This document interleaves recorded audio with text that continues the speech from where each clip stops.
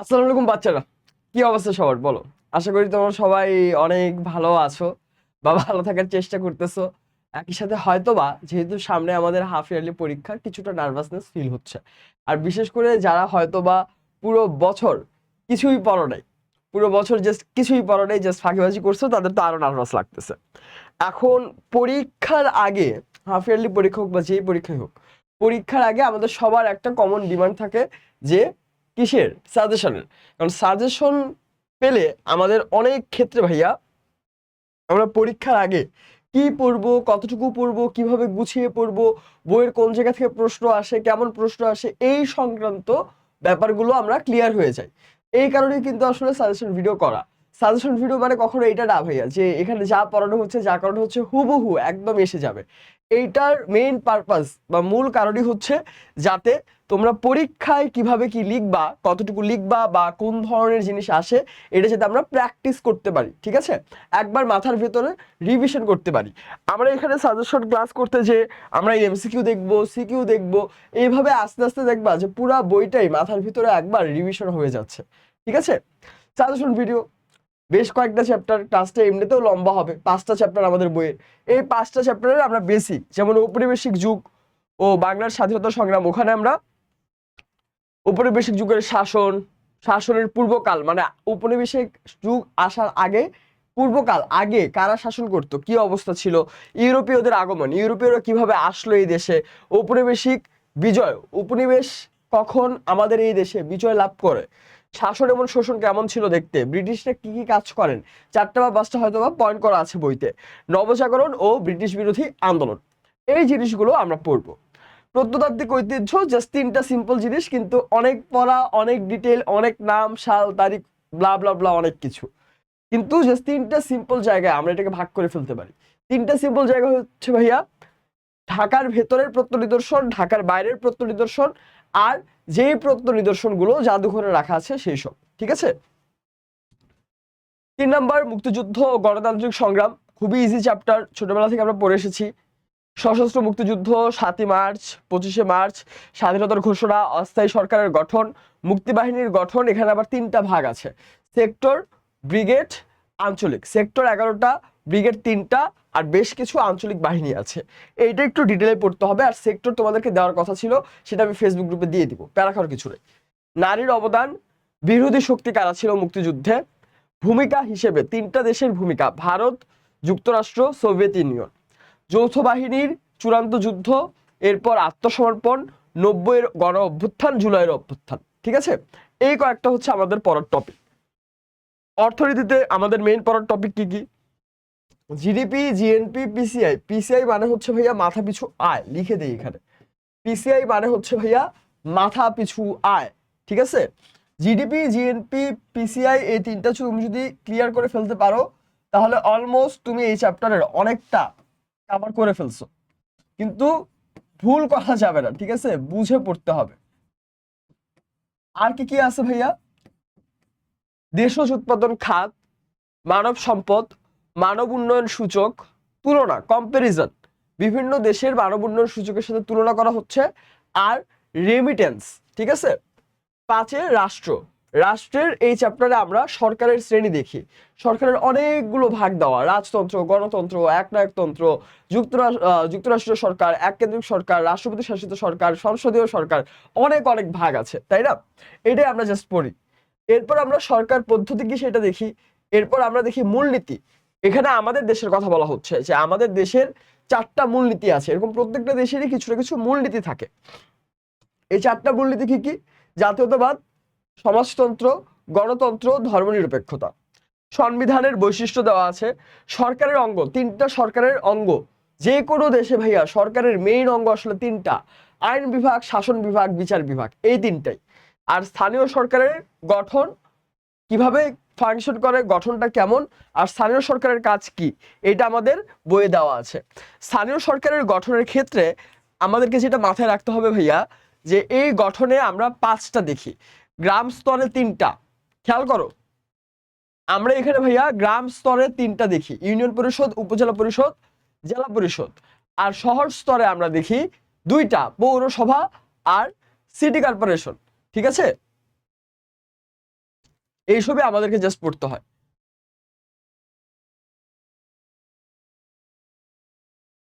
এখন এখানে আমরা 5টা চ্যাপ্টারের মোটামুটি কি কি পড়ার, কোনটা ইম্পর্টেন্স দেওয়ার মোটামুটি হয়তো বুঝে ফেলেছি। আমরা দেরি না করে ডিরেক্ট এমসিকিউ সিকিউ যা আছে ভাইয়া দেখা শুরু করব। 5টা চ্যাপ্টার, 5টা চ্যাপ্টারে মোটামুটি বড়, 5টা চ্যাপ্টারে অনেকখানি কন্টেন্ট আছে।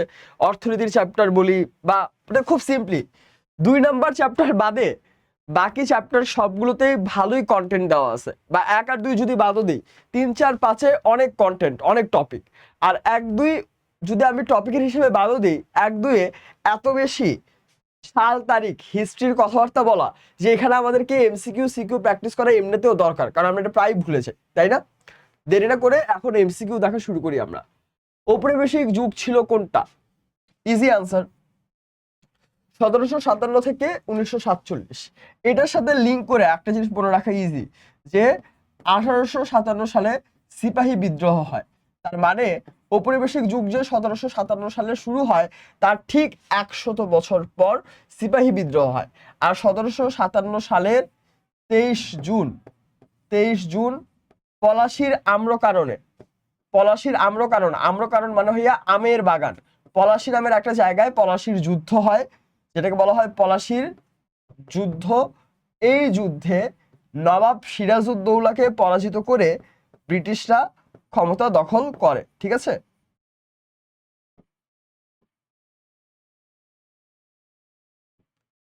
নবাব সিরাজউদ্দৌলা পরাজিত, এটা বুঝবা কিভাবে? এই যে ঠিক আছে। খ্রিস্টপূর্ব যুগে কারা বাংলায় প্রবেশ করেছিল? খ্রিস্টপূর্ব যুগে, খ্রিস্টপূর্ব যুগ মানে অনেক অনেক কাল আগে, অনেক অনেক কাল আগে। তখন ইউরোপীয় ইংরেজ যারা কেউ প্রবেশ করে না, তখন প্রবেশ করেছিল আর্য যারা, তারা এখানে প্রবেশ করেছিল বাংলায়। শশাঙ্কের শাসন আমলের সময় বঙ্গ নামের স্বাধীন রাজ্য কোথায় গড়ে ওঠে? এই যে একটা জিনিস খেয়াল করো, জাস্ট একটা এমসিকিউ না, আমাদের কাছে লাগবে যে ভাইয়া এটা তো জাস্ট একটা সিম্পল এমসিকিউ, কিন্তু এইখানে আমরা কয়েকটি ইনফরমেশন পেয়ে যাই। শশাঙ্কের শাসনামল, শশাঙ্কের শাসনামল কখন ছিল সেটা আমরা তখন প্রশ্ন করব নিজেকে। এরপর স্বাধীন রাজ্য, একটা স্বাধীন রাজ্য ওই টাইমে গড়ে ওঠে যার নাম ছিল বঙ্গ। এই বঙ্গ স্বাধীন রাজ্যটা আবার কোন সাইডে গড়ে ওঠে? এটা গড়ে উঠেছিল পূর্ব ও দক্ষিণ পূর্ব বাংলায়। এই জিনিসগুলো, এই যে এক একটা জায়গা, এটা কিন্তু বইয়ে ভালো মতো দেওয়া আছে। বই যদি না পারো ভাইয়া, এই এমসিকিউ গুলো বই না পড়লে কখনোই অ্যান্সার করা পসিবল না। ঠিক আছে, মাৎসন্যায় কোন ভাষার শব্দ? মাৎসন্যায় সংস্কৃত ভাষার শব্দ। শশাঙ্কের পর বাংলায় কোন সাম্রাজ্য প্রতিষ্ঠিত হয়? শশাঙ্করা ছিল কি?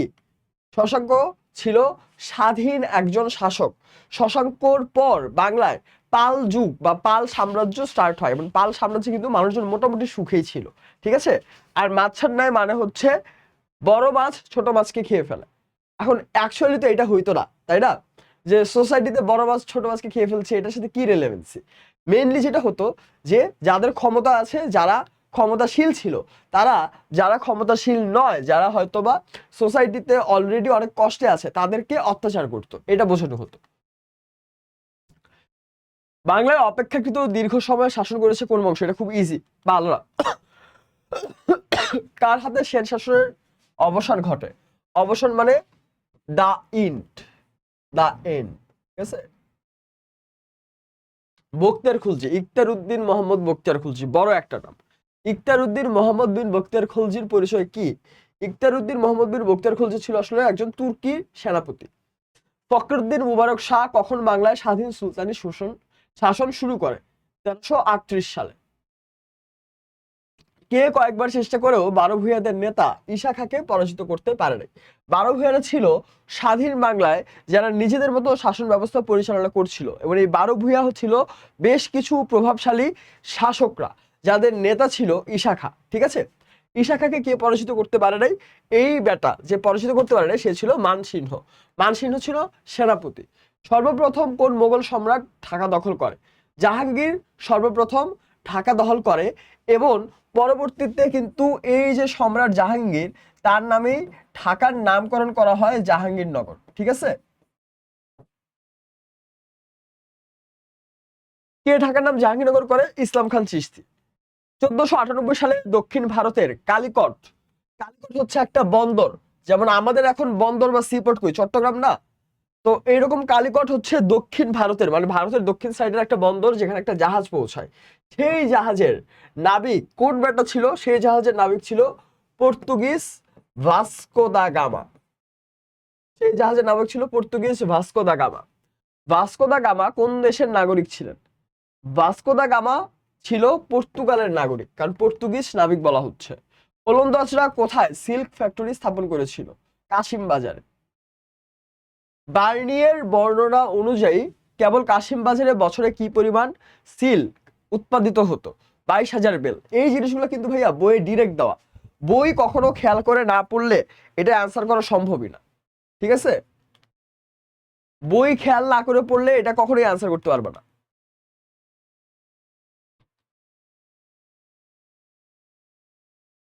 আচ্ছা,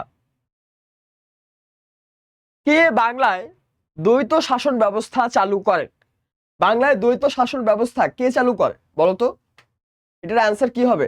বাংলায় দ্বৈত শাসন ব্যবস্থা চালু করেছিল এই যে লর্ড ক্লাইভ। এই দ্বৈত শাসন মানে কি? দ্বৈত শাসন মানে হচ্ছে তখন তো অলরেডি মোগলরা আছে, তাই না? তো লর্ড ক্লাইভ যে ডিলটা করে, যে মোগলরা শাসন ব্যবস্থার একটা পোর্শন ডিল করবে, ইংরেজরা আলাদা একটা পোর্শন ডিল করবে। তো এই দ্বৈত শাসন ব্যবস্থায় মনে হতে পারে যে মোগলদের হাতে হয়তো ক্ষমতা আছে, কিন্তু মূলত মোগলদের হাত থেকে মূল ক্ষমতাটা টেনে তাদের কাছে নিয়ে আসার একটা চেষ্টা ছিল এই দ্বৈত শাসন। দ্বৈত শাসন ব্যবস্থায় বাংলা নবাবদের উপর কোন বিভাগের দায়িত্ব অর্পিত হয়? মানে তারা কোন বিভাগের দায়িত্ব পায়? খুবই ইম্পর্টেন্ট, তারা দায়িত্ব পেয়েছিল শাসন ও বিচার বিভাগের। খেয়াল করো, শাসন ও বিচার বিভাগে কিন্তু মানে জিনিসটা কেমন, যে ইংরেজরা বলবে যে ওর শাসন করা দরকার, আর বিচার করা দরকার, তার শাসন বা বিচার করা হবে, দ্যাটস ইট, আর কোনো কিছু নেই, তাই না? সিম্পলি। কিন্তু এইখানে যে প্রবলেমেটিক ব্যাপারটা হয়ে যায়, যে এইখানে দেখা যায় দ্বৈত শাসন ব্যবস্থায় রাজস্ব ও প্রতিরক্ষা, অর্থ প্রতিরক্ষা, এরকম ইম্পর্টেন্ট বিভাগের দায়িত্ব ইংরেজরা নিয়ে নেয়। রাজস্ব মানে কি? ট্যাক্স। তার মানে ট্যাক্স কত টাকা দিতে হবে, ট্যাক্স কোথায় খরচ হবে, সব ডিসিশন কিন্তু আসলে ইংরেজরা নিচ্ছে। বুঝা গেছে? 76-এর মন্বন্তর বাংলা কত সালে হয়েছিল? 76-এর মন্বন্তর হয়েছিল বাংলা 1176 সালে, তাই এটা 76-এর মন্বন্তর। ইস্ট ইন্ডিয়া কোম্পানির গভর্নরদের পদবি গভর্নর জেনারেল হয়েছে কত সালের পর থেকে? এটা হয় 1773 সালের পর থেকে। ওই যে এসে পড়ছে, দাগাইতে পারিনি। 1858 সালে ব্রিটিশ পার্লামেন্টে কোন আইন গৃহীত হয়? তখন ভারত শাসন আইন গৃহীত হয়, যার কারণে 1757 থেকে 1857 পর্যন্ত ব্রিটিশদের যে শাসন, সেটাকে বলা হয় মূলত কোম্পানির শাসন, ঠিক আছে? কারণ ওই যে ইস্ট ইন্ডিয়া কোম্পানি শাসন করতো, সেটা কোম্পানির শাসন। এরপরে 1857 থেকে 1947 পর্যন্ত যে শাসন, সেটা ছিল কি? সেটা ডিরেক্ট ব্রিটিশদের থেকে করা শাসন। তো দুইটা শাসন ব্যবস্থা আসলে ব্রিটিশরা কন্ট্রোল করে, একটা কোম্পানি কন্ট্রোল করেছিল আর একটা কোম্পানি কন্ট্রোল করে নাই। এটার আবার একটা কাহিনী আছে। কাহিনীটা কি ভাইয়া? 1857 সালে যে সিপাহী বিদ্রোহ হয়, তখন তো অলরেডি বোঝা গেছে যে কোম্পানির কারণে, কোম্পানির দোষে আসলে অনেক ব্রিটিশ সৈন্য মারা যাচ্ছে, বা তারা এইখানে যদি কোনো ধরনের প্রবলেমেটিক একটা অবস্থা তৈরি হয়, তারা সেটা আসলে সামলাতে পারবে না। সো ওই জায়গা থেকে দেখা গেল যে ভারত শাসন আইন সংসদে নেওয়া হয়, ব্রিটিশদের সংসদে। ভারত শাসন আইন অনুযায়ী ভূমি রাজস্ব ব্যবস্থা কার হাতে অর্পিত হয়? ভূমি রাজস্ব ব্যবস্থা চলে যায় ব্রিটিশ গভর্নর জেনারেলের কাছে। চিরস্থায়ী বন্দোবস্ত কবে থেকে চালু হয়? চিরস্থায়ী বন্দোবস্ত চালু হয়েছিল কবে? অবভিয়াসলি এই দুইটা টাইমে ব্রিটিশরা আসলে, সো এই দুইটা অ্যান্সার হবে না। 1765ও হবে না, 1793 হবে এটার অ্যান্সার। কোন ইংরেজ গভর্নর এই দেশের শিক্ষা বিস্তার সহ আধুনিক জ্ঞান বিজ্ঞানের চর্চার সূচনা করে? William Bentinck. মোগল সাম্রাজ্যের সংকট দেখা দেয় কেন? সাম্রাজ্যের সংকট দেখা যায় মূলত সম্রাট আওরঙ্গজেব যখন মারা যায়। দ্বৈত শাসন তো অলরেডি শুরু হয়ে গিয়েছে, এখন এই দ্বৈত শাসনে কিন্তু মোগলরা চাইলে সামলাতে পারতো, তাই না? চাইলে কিন্তু এটা ঠিকঠাক ফিক্স করে ফেলতে পারতো। কিন্তু সম্রাট আওরঙ্গজেব যখন মারা যান, এরপরে দেখা যায় যে চারোদিকে একটা ক্যাওস হয়ে যায়, ঠিক আছে? সেটা আর সামলানো সম্ভব হয় না। যেমন খুব সিম্পলি, যে ধরো কথার কথা, সম্রাট আওরঙ্গজেব হচ্ছে ক্ল্যাশ অফ ক্ল্যান্সের কি বলা যায়, ধরো আর্চার টাওয়ার, হ্যাঁ ঠিক আছে, বা ক্যানন, এইটা যখন ডিস্ট্রয় করে ফেলা হয়েছে, তখন আর কোনো কিছু সামলানো সম্ভব হয়নি। ব্যাপারটা এরকম আর কি। খুবই লেম উদাহরণ, আই নো, এই কারণে সরি। আচ্ছা, একটু সৃজনশীল দেখি আমরা। নবীনপুরের শিক্ষা দীক্ষায় পিছিয়ে থাকার কারণে এলাকাবাসী সব ক্ষেত্রে অনগ্রসর, মানে পিছিয়ে ছিল, আগাতে পারছিল না। তখন সেই এলাকার স্থানীয় প্রভাবশালী ও সম্পদশালী এক ব্যক্তির উদ্যোগে একটা প্রাথমিক বিদ্যালয়, মাধ্যমিক বিদ্যালয়, কলেজ প্রতিষ্ঠিত হয়, মানুষজন শিক্ষিত হয়ে ওঠে। বেসিক আলাপ। হ্যাঁ, ইংরেজরা যে কাজগুলো করেছে বা ইংরেজরা যে পজিটিভ কাজ করেছে সেটার কথা বলা হচ্ছে। ভারতে প্রথম ভাইসরয় কে নিযুক্ত হয়? বাংলা 1176 সনে এই দেশে মারাত্মক দুর্ভিক্ষ কেন দেখা দেয়? পরিস্থিতির মতো ঊনবিংশ শতাব্দীতে বাংলায় কিসের উদ্ভব ঘটেছিল? এই যে ঊনবিংশ শতাব্দীতে বাংলায় আমরা যে নবজাগরণের কথা বলতে পারি, সেই নবজাগরণ বা ইংরেজির উন্নতির কথা বলতে পারি। এখন প্রথম ভাইসরয় ছিল কে? লর্ড ক্যানিং। 1176 সালে মারাত্মক দুর্ভিক্ষ কেন দেখা দেয়? এই যে 1176 সাল কিন্তু ভাইয়া ইংরেজি 1770 সাল।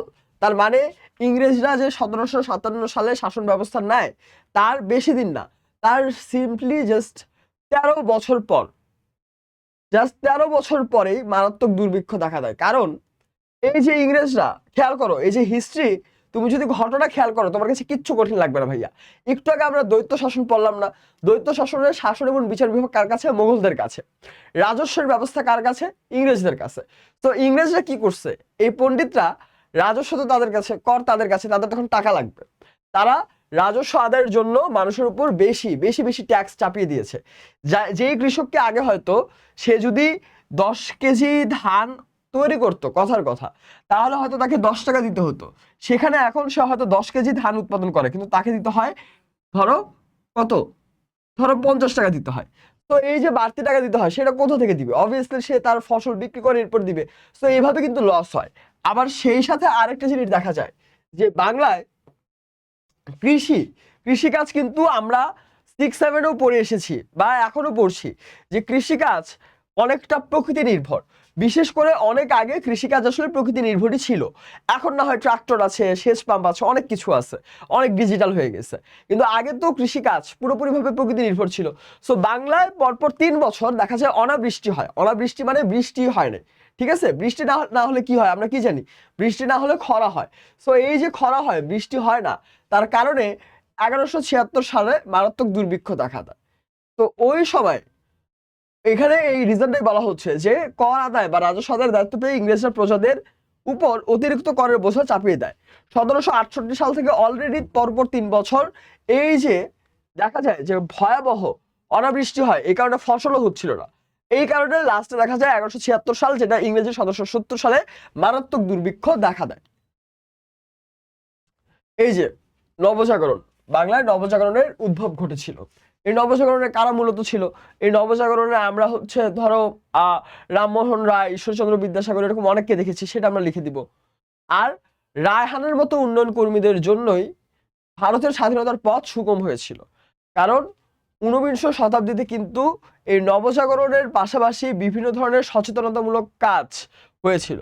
এই যে রায়হানের মতো যারা, তারাই কিন্তু রাজা রামমোহন রায়, ডিরোজিও, ঈশ্বরচন্দ্র বিদ্যাসাগর এমন মানুষজন জ্ঞান চর্চা ঘটায়।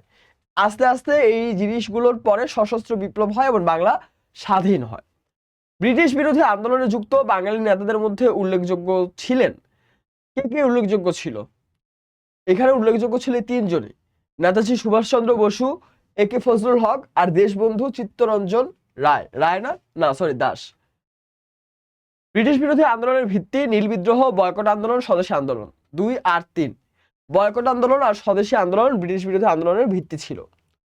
ভারত বিভক্তির সাথে সাথে বাংলা কয়টি ভাগে বিভক্ত হয়? ভারত ভাগ হওয়ার সাথে সাথে বাংলা 2 ভাগে ভাগ হয়ে যায়। চিরস্থায়ী বন্দোবস্ত চালু করার মাধ্যমে ব্রিটিশরা কি সৃষ্টি করেছিল? অনুগত জমিদার শ্রেণী। যে যেই জমিদাররা হয়তো বাঙালি কিন্তু তারা ব্রিটিশদের কথা মতো চলে, ব্রিটিশদের কথা শুনে চলে। ওকে। ওয়ারেন হেস্টিংস আনুষ্ঠানিকভাবে কলকাতাকে ব্রিটিশ ভারতের রাজধানী ঘোষণা করে কত সালে? ওয়ারেন হেস্টিংস কলকাতাকে ব্রিটিশ ভারতের রাজধানী ঘোষণা করে 1772 সালে।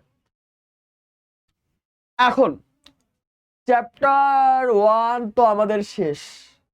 চ্যাপ্টার 2 বেশ বড়, বেশ প্যাথেটিক এবং প্রবলেমেটিক একটা চ্যাপ্টার, যে আমাদের প্রায় এই চ্যাপ্টারটা পড়তে অনেক ধরনের প্রবলেম ফেস করতে হয়, যে মনে থাকে না, ভুলে যাই, বা কিভাবে লিখবো কিছুই মনে থাকে না। তো একটু আগে যেটা বললাম ভাইয়া, যে হিস্ট্রি আমাদেরকে গুরুত্ব দিতে হবে ঘটনার উপরে। হিস্ট্রি কখনো মানে একদম সব মুখস্থ করতে হবে এই টেন্ডেন্সি নিয়ে হিস্ট্রি পড়া শুরু করলে দেখবা যে তুমি হয়তো পড়ছো মনেও থাকছে, কিন্তু তোমার জন্য ভাইয়া বিশ্বাস করে হিউজ প্রেশার হয়ে যাবে। ঠিক আছে, তোমার মনে থাকবে কিন্তু তুমি জিনিসটা এনজয় করবে না। তোমার কাছে লাগবে যে ভাই তোমাকে ওই যে ধরো তুমি বিরিয়ানি খাওয়া শুরু করছো, হ্যাঁ, পেট ভরে গেছে, এরপরে কেউ তোমার মুখটা বড় করে খুলে তোমাকে জোর করে খাওয়াচ্ছে, খাওয়াতেই আছে, তখন তো তোমার কাছে আর ভালো লাগবে না, ব্যাপারটা এরকম হয়ে যাবে। দেখো এইখানে আমরা ঢাকার ঐতিহাসিক স্থাপত্যে কি কি ইন্ডিকেট করা হচ্ছে। ফার্স্টে মসজিদ। মোগল স্থাপত্য রীতিতে নির্মিত ঢাকার মসজিদগুলোর মধ্যে কি কি মসজিদ আছে? লালবাগ মসজিদ, এটা লালবাগে। লক্ষ্মীবাজার শাহী মসজিদ লক্ষ্মীবাজারে। কলুটোলা জামে মসজিদ কলুটোলায়। বেচারাম দেউরি জামে মসজিদ বেচারাম দেউরিতে। সীতারা বেগম মসজিদ, এটাও এই সাইডের দিকে। নারিন্দার চিনি টিকরি মসজিদ নারিন্দাতে। লালবাগ মসজিদ আর নারিন্দার চিনি টিকরি মসজিদের স্থাপত্য এবং কারুকার্য বিশেষভাবে উল্লেখযোগ্য। কি কি? লালবাগ মসজিদ এবং নারিন্দার চিনি টিকরি মসজিদের যে স্থাপত্য এবং কারুকার্য সেটা বিশেষভাবে উল্লেখযোগ্য। 19 শতকের দিকে নির্মিত যে মসজিদ, সেই মসজিদগুলিতে ইউরোপীয় নির্মাণ শৈলীর প্রভাব দেখা যায়। 19 শতকে আমরা যেই মসজিদগুলো দেখেছি যে তৈরি করা হয়েছে, সেখানে ইউরোপীয় নির্মাণ শৈলীর প্রভাব দেখা যায়। কেন ভাইয়া? কারণ সিম্পলি চিন্তা করো, 19 শতকে তখন ব্রিটিশরা ছিল। সো ওই সময়ে যেই ধরনের স্থাপত্য বা যাই তৈরি করা হবে বিল্ডিং, সেখানে কিন্তু একটা ইউরোপীয় নির্মাণ শৈলী। তোমাদের ক্লাসে হয়তো মনে আছে যে রেগুলার ক্লাসে, একাডেমিক প্রোগ্রামের ক্লাসে এই যে ইউরোপীয় নির্মাণ শৈলী কেমন, মুঘল আমলের নির্মাণ শৈলী কেমন, ডরিকৃতি কেমন, এই জিনিসগুলো কিন্তু ক্লাসে দেখানো হয়েছিল ছবিতে। সো তোমরা নিজেরাও কিন্তু এটা সার্চ করে দেখে নিতে পারো গুগলে যে কিরকম ছিল তখনকার এই নির্মাণ শৈলীগুলো। মন্দির ও গির্জা। ঢাকায় ঢাকেশ্বরী মন্দির এবং রমনা কালী মন্দির ঔপনিবেশিক যুগের আগে নির্মিত হয়েছিল, যা এই শহরের ইতিহাসের অন্যতম অংশ। এছাড়া 18-19 শতকের দিকে ঢাকায় বেশ কিছু গির্জা তৈরি হয়, যার মধ্যে আরমানিটোলায় 1781 সালে তৈরি হয় আর্মেনিয়ান গির্জা, আর সেন্ট টমাস অ্যাংলিকান গির্জা ও হোলি ক্রস গির্জা অন্যতম। বাহাদুর শাহ পার্ক। বাহাদুর শাহ পার্কের কিন্তু বেশ কিছু হিস্ট্রি আছে, তাই না? আন্টাঘর ময়দান, এসব লেখাই আছে। আচ্ছা, বাহাদুর শাহ পার্ক বলা হচ্ছে 19 শতকের মাঝামাঝি সময়ে নবাব আব্দুল গনি নামের একটা লোক এই পার্ক তৈরি করে ব্রিটেনের রানী ভিক্টোরিয়ার নামে এটার নাম দিয়েছিল ভিক্টোরিয়া পার্ক। হ্যাঁ, এইটা হইতেছে ভাইয়া সিম্পলি তেলবাজি করা, আর কিছুই না। এটা হচ্ছে তেলবাজি করা, যে একটা পার্ক তৈরি করছে, তার মধ্যে একটু নবাব মানুষ। আমরা তো পড়লামই যে ব্রিটিশরা কিন্তু অনুগত জমিদার শ্রেণী তৈরি করেছিল, তো একটু তেল তো দিতে হয়। তো এই কারণে রানী ভিক্টোরিয়ার নামে পার্কের নামে রেখে দিছে ভিক্টোরিয়া পার্ক। তো পরবর্তীতে দেখা যায় যে এই ভিক্টোরিয়া পার্ক, দেখি আর কোনো এক্সপ্লেনেশন, আছে, এক্সপ্লেনেশন আছে। এখন এই ভিক্টোরিয়া পার্ক যেই জায়গায়, সেটা আগে আন্টাঘর ময়দান নামে পরিচিত ছিল। এখন আন্টাঘর ময়দান মানে কি? বিলিয়ার্ড আছে না, বিলিয়ার্ড খেলা দেখছো না, পুল খেলা, সরি বিলিয়ার্ড না, মনে হয় পুল। তো ওইটাকেই আন্টাঘর বলা হতো। হ্যাঁ, ওই একটা ঘরের ভিতরে যে খেলতো। 1857 সালে সিপাহী বিদ্রোহে, এই যে সিপাহী বিদ্রোহের কথা বললাম, যেটা প্রথম ভারতীয় স্বাধীনতা যুদ্ধ ছিল, যে সিপাহীরা বিদ্রোহ করেছিল, যেখানে মঙ্গল পাণ্ডে, হাবিলদার রজব আলী তারা ছিল। তারা যখন এই বিদ্রোহটা করে, এই বিদ্রোহে যে ব্রিটিশ বাহিনীর সৈন্যরা তারা ইংরেজদের বিরুদ্ধে যুদ্ধ করে, মানে এই দেশেরই এরকম সৈন্য যারা ব্রিটিশ বাহিনীর সাথে কাজ করছে, তারা ইংরেজদের বিরুদ্ধে যুদ্ধ করে, এবং যেই বিদ্রোহী সৈনিকরা পরাজিত হয়েছিল তাদেরকে ইংরেজরা বন্দি করে এবং আন্টাঘর ময়দানে এনে গাছের সাথে ঝুলিয়ে ফাঁসি দেওয়া হয়। 1957 সালে স্বাধীনতার জন্য জীবন দানকারী সৈনিকদের স্মৃতিতে এখানে একটি স্মৃতিস্তম্ভ নির্মাণ করা হয়। ভারতবর্ষের শেষ মোগল সম্রাট বাহাদুর শাহ জাফরের নামে পার্কটির নাম পরে রাখা হয় বাহাদুর শাহ পার্ক। এখন এখানে ঐতিহাসিক নিদর্শন কি কি আছে একটু খেয়াল করি। বুড়িগঙ্গা নদীর কাছে ঢাকার নবাবদের আহসান মঞ্জিল, জমিদার ও বণিকদের তৈরি পুরান ঢাকায় রূপলাল হাউস এবং রোজ গার্ডেন, অফিস বাড়ি হিসেবে তৈরি করা পরিচিত ভবন হচ্ছে কার্জন হল, যেটা ঢাকা বিশ্ববিদ্যালয়ে এখন কার্জন হল হচ্ছে কি হিসেবে ব্যবহৃত হয়? সায়েন্স ফ্যাকাল্টির ক্লাসরুম হিসেবে ব্যবহৃত হয়। ইংরেজ আমলে তৈরি এই ভবনটি বহুকাল ধরে ঢাকা বিশ্ববিদ্যালয় যে বিজ্ঞান অনুষদের অংশ। ইংরেজ আমলে তৈরি পুরানো হাইকোর্ট ভবন, ঢাকা বিশ্ববিদ্যালয়ের ছাত্র শিক্ষক কেন্দ্রের চত্বরে টিএসসির চত্বরে অবস্থিত গ্রিক সমাধিসৌধ। টিএসসির ভেতরে এখন যেটাকে সুইমিং পুল বলা হয়, এই সুইমিং পুল এরিয়াতে গ্রিক সমাধিসৌধর একটা অবস্থা দেখা যায়, যেটা 1915 সালে নির্মিত হয়েছিল, বর্গাকার এবং সমতল ছাদযুক্ত। এই স্থাপত্যে প্রাচীন গ্রিসের ডোরিকৃতি অনুসরণ করা হয়েছে। সোনারগাঁওয়ের স্থাপত্য নিদর্শন। সুলতানি আমলে সোনারগাঁও বাংলার রাজধানী থাকলেও পরবর্তীকালে মোগল আমলে এর গুরুত্ব কমে যায়।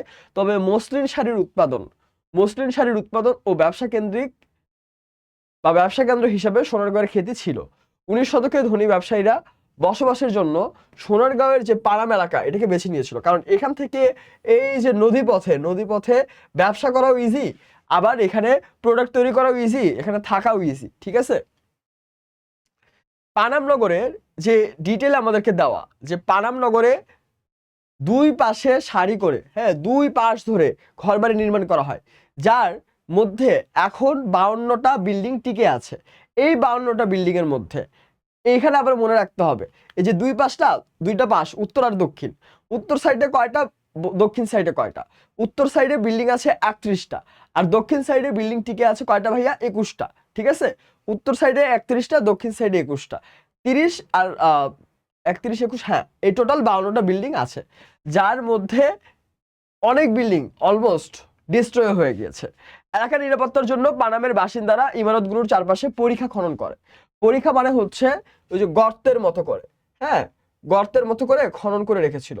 গর্ত খনন করার রিজন হচ্ছে যে যাতে কেউ যদি হুট করে অ্যাটাক করে, সে যাতে অ্যাটাক ইজিলি করতে না পারে বা পালিয়েও যেতে না পারে।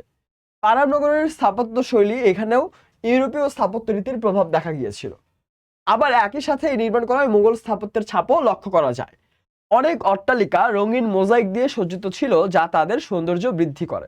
অনেক বিল্ডিং রঙিন মোজাইক দিয়ে সাজানো ছিল, যেটা এটার সৌন্দর্য বাড়িয়েছিল।